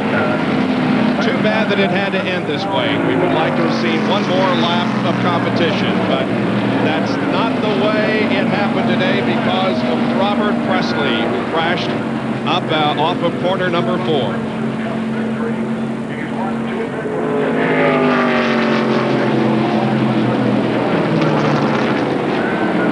Larry McReynolds, the crew chief on the 28 car, is running up toward the Dale Jarrett pit as the pace car has picked up the field. There he is, congratulating Todd Parrott. Look at this. And Robert Yates is the owner of the 2 cars that finished first and second. The race, of course, is not over yet because we have seen stranger things happen. Mark Martin pulled into the pit area on the white flag lap under caution, so Dale Jarrett will have to come down and receive the checkered flag, but he's going to be the winner. So did Cale Yarborough at Daytona. Remember when he and Richard Petty raced back to the line to the caution flag, and Richard won the race? Well, Cale quit, but there was another lap to go. Oh, Dale understands there's another lap to go. Pace car leads them off the 4th corner as the track crew is there at the Robert Presley car that crashed off of corner number 4. And very slowly, as the Camaro pace car leads them down, the checkered flag is waving, and now it is official. Dale Jarrett has won the 3rd Brickyard 400 under caution. And for Dale Jarrett, it is his 7th NASCAR Winston Cup career win. We'll return to the Brickyard 400 after this message and a word from our ABC station.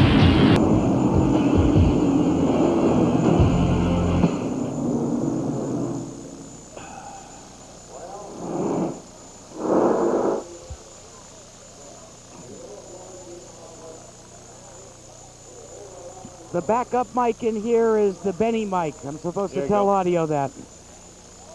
Yeah.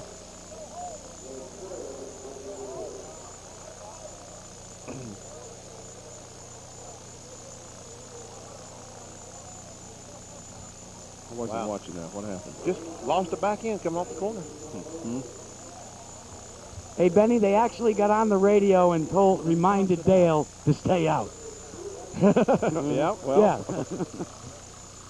Yeah, good.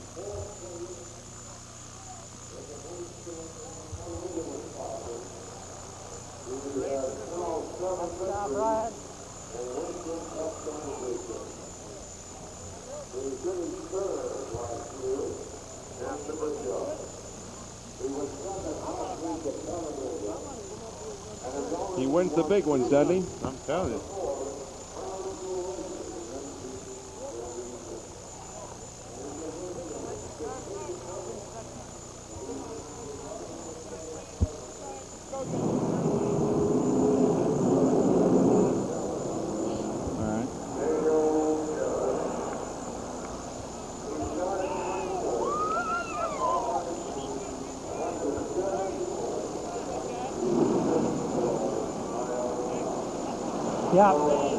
Yeah, I'm back here, Bobby.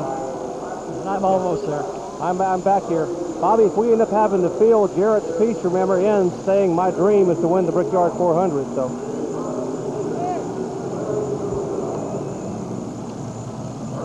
Hey, Jack? Yeah, Benny? If he wins the Mountain Dew Southern 500, he wins $1 million. I know.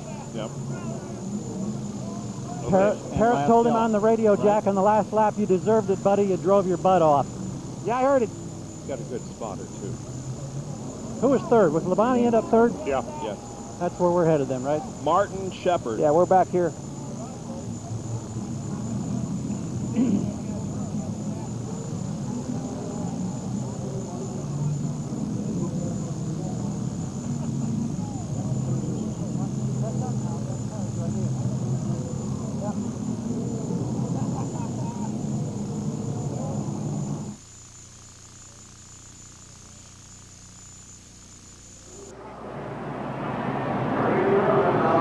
Well, this is it, your last chance to win. The winner of the Brickyard 400 is Dale Jarrett. So write Dale Jarrett on your Budweiser Fast Track Sweepstakes game card and send it in.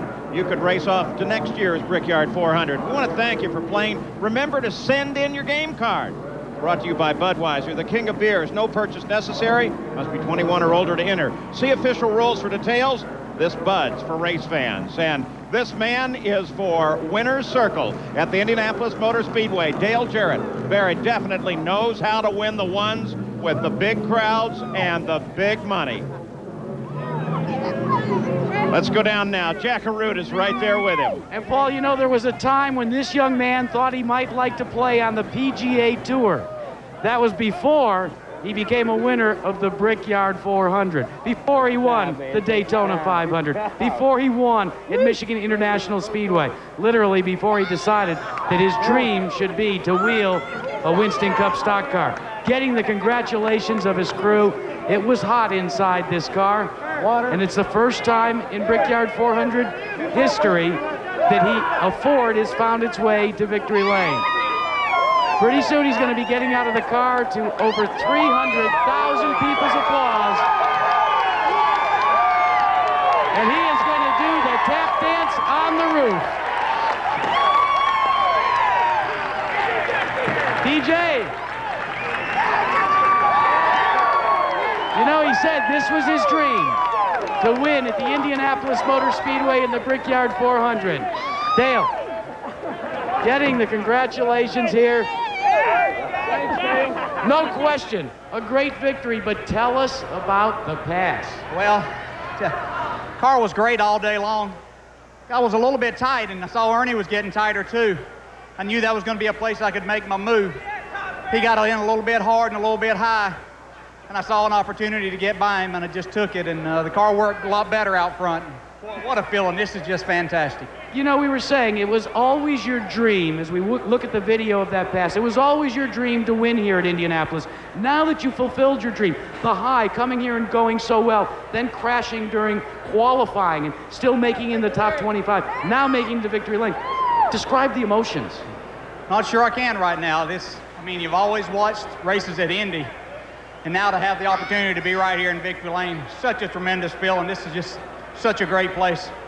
I want to thank God for a safe race here, for giving me the abilities that he has, and for saving a lot of people out there, including myself. So thank you. Thank my dad. How about your dad? You know, he gets so emotional about these things. What do you think he's thinking right now? That I won't be calling to borrow any money for a while, maybe? I'm sure he's just elated. You know, what a year to win the Daytona 500, the Coca-Cola 600, and the Brickyard 400. And hey, now you get to go Labor Day, and you got a shot at $1 million. Can't wait. That's the next thing on the agenda, is to win that $1 million and then win the Winston Cup Championship. Well, there's a special presentation right now by the president of the Indianapolis Motor Speedway. Tony George is going to present you with the PPG trophy. And that is so very important as far as your dream is concerned. The brick, well, actually, you aren't going to believe this, guys. The brick is being handed around like the Stanley Cup to the crew. But here you go, Tony, for the presentation. Dale, congratulations to you and everyone at Yates. And it's an exciting day for Ford. And I didn't think we'd ever get the trophy over here, but it's well-deserved. Thank you. Thank you very much. What a terrific day. This is just fantastic. Come in here, Kelly. His wife Kelly coming in. Now, there's the kiss. Now, we're going to give you a shot of your dad. We've got a shot of your dad. You want to say anything to him, just wave to him right in there. Hi, Dad. Thanks for everything. And got to say hi to my kids, Natalie and Carson, Zachary, Jason. We'll be back home to celebrate pretty soon. Horace Eisenhower, John Irvin, thanks for helping me get here. Thanks, guys. Hey, let's go back to the tower. And Ned Jarrett, his dad, sitting up in the radio network booth for the Indianapolis Motor Speedway Radio Network. Coming up next, 12 identical Firebirds make history. They run under the lights at Charlotte. The International Race of Champions next here on ABC, but we've got a lot more from Indy.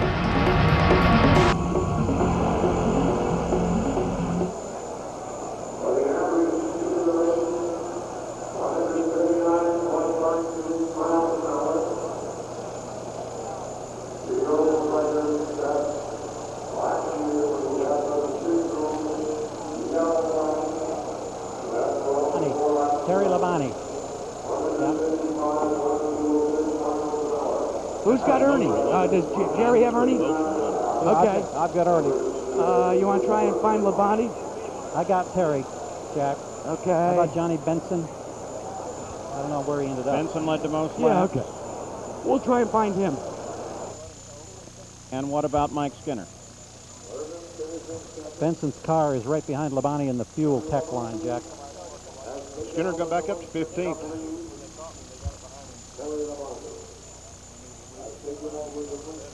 About winning at Indianapolis.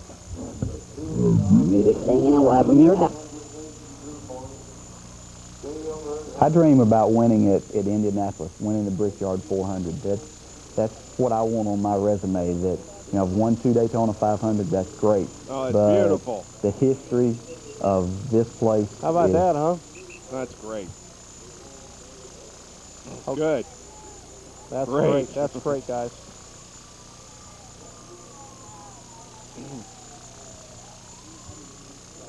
Okay.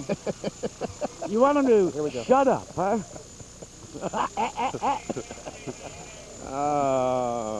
Are you having a tough day, Bob?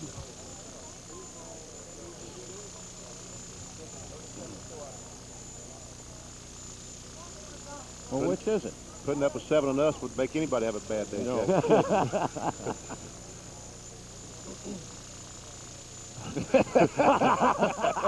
It's enough that we Dream sit about here winning and at listen to one of Indianapolis, you. winning the Brickyard 400. That's what I want on my.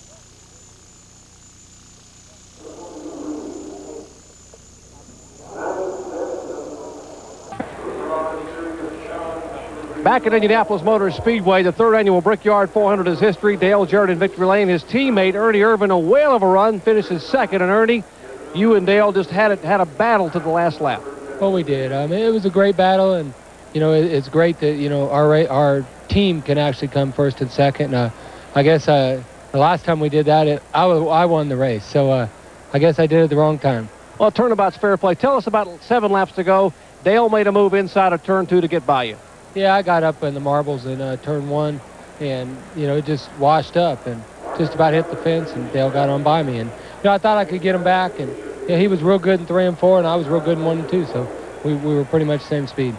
Ernie, you got to think about how far you've come. I mean, we talked at the beginning of the show a couple of years ago. They said a 10% chance of living. You've come back to Indianapolis and nearly won this thing, finishing 2nd. I mean, that is a huge leap. Well, I tell you, this is a lot more heartbreaking than getting a flat tire that we had like 2 years ago. We really figured we could come back here and have a good race, and we did. Just fell a little bit short. Well, the voice is quivering, the eyes are moist, and Ernie Irvin sits here finishing 2nd to his teammate. He's happy for Dale, but boy, would he have ever loved to have this one. Now, the race that belonged to Chevrolet the first 2 years, now it's Ford up on the top of the order as we look at the unofficial results. I don't think there'll be any question with Dale Jarrett taking the win, and we'll give you the run all the way down here. The race was not a record. The record was still 155 miles an hour set last year by Dale Earnhardt. It is the furthest back that a winner of the Brickyard 400 has ever started, because he started way back in 24th. And if you want to do the track history, well, the furthest back a winner has started at the Speedway since Johnny Rutherford started 25th in the 1974 500-mile race. And the first time teammates have finished 1-2 at Indy since 62, Ward and Sutton. We'll be back with more in a minute. ABC's Wide World of Sports, the 1996 Brickyard 400. Brought to you by General Motors Service Parts Operations and their GM Goodwrench and AC Delco Automotive Service Parts. Genuine Chevrolet, the cars more champions trust. Delco Electronics, official sponsor of the 1996 Brickyard 400. And Budweiser, proud sponsor of the 1996 U.S. Olympic team. This Bud's for you. Back in the tech area, Terry Labonte patiently waiting his car about to clear tech, a 3rd-place drive today. The Fords gave you so much, and yet your crew gambled, got you in a spot where it looked like you might have a shot for a win. I tell you, we kind of gambled there on the fuel mileage deal. Stayed out late at that one stop, and we had enough fuel to go the rest of the way. We didn't think a lot of the guys did. Then we caught the caution. It didn't really hurt us because we pitted for 4 tires anyway, so it put us in the lead. But we couldn't hold off the 88 and 28. They were just a little too strong for us today. What was your goal coming into this race? Well, I tell you what, we've never finished in the top 10 before here at Indy, and so we wanted a top 10, and I'm tickled with the third. You got a top 10, and you also got the championship lead back. Congratulations. Thank you. Terry? Jack? Well, if want for that last pit stop, you might have been in victory lane, Johnny Benson. Well, I don't know. Them guys are pretty tough, and we had a great day all day. I mean, Penzo, Panic ran great. To be able to lead and then lead the most laps our first time here, I'll tell you what, I'm way excited about that. Paul Page, not bad for a rookie driver. He sure had a great day. Johnny Benson is to be complimented for some excellent driving. Well, we'll take a look at the race recap here with Dale Jarrett taking the win.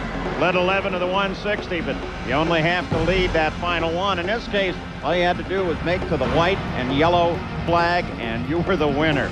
But what a great battle it was between Ernie Irvin and Dale Jarrett at the end of the race as we take a look at the recap of the race leaders. Good news here today is despite what looked to be a very serious accident, Kyle Petty is apparently okay. He's been released from the hospital. It's unofficial. We understand he's already on his way back to the track. And Robert Pesley, well, he has an interesting honor. He caused the first yellow and the last yellow, the one that ended the race, and made the race for Dale Jarrett. Ernie Irvin, still, you have to consider what a terrific job he did in the run here today. We want to thank you all from the Indianapolis Motor Speedway. Don't forget the International Race of Champions is coming up next, and that's a historic race and one that you will not want to miss. So 39-year-old Dale Jarrett from Hickory, North Carolina has won the third Brickyard 400. He's in winner's circle, and right now he is living his dream. I dream about winning at Indianapolis, winning the Brickyard 400. That's what I want on my resume. That, you know, I've won 2 Daytona 500. That's great, but the history of this place is just more than we can really comprehend. And for me to say that I've won the Brickyard 400 is what I dream about right now, and hopefully that's going to happen.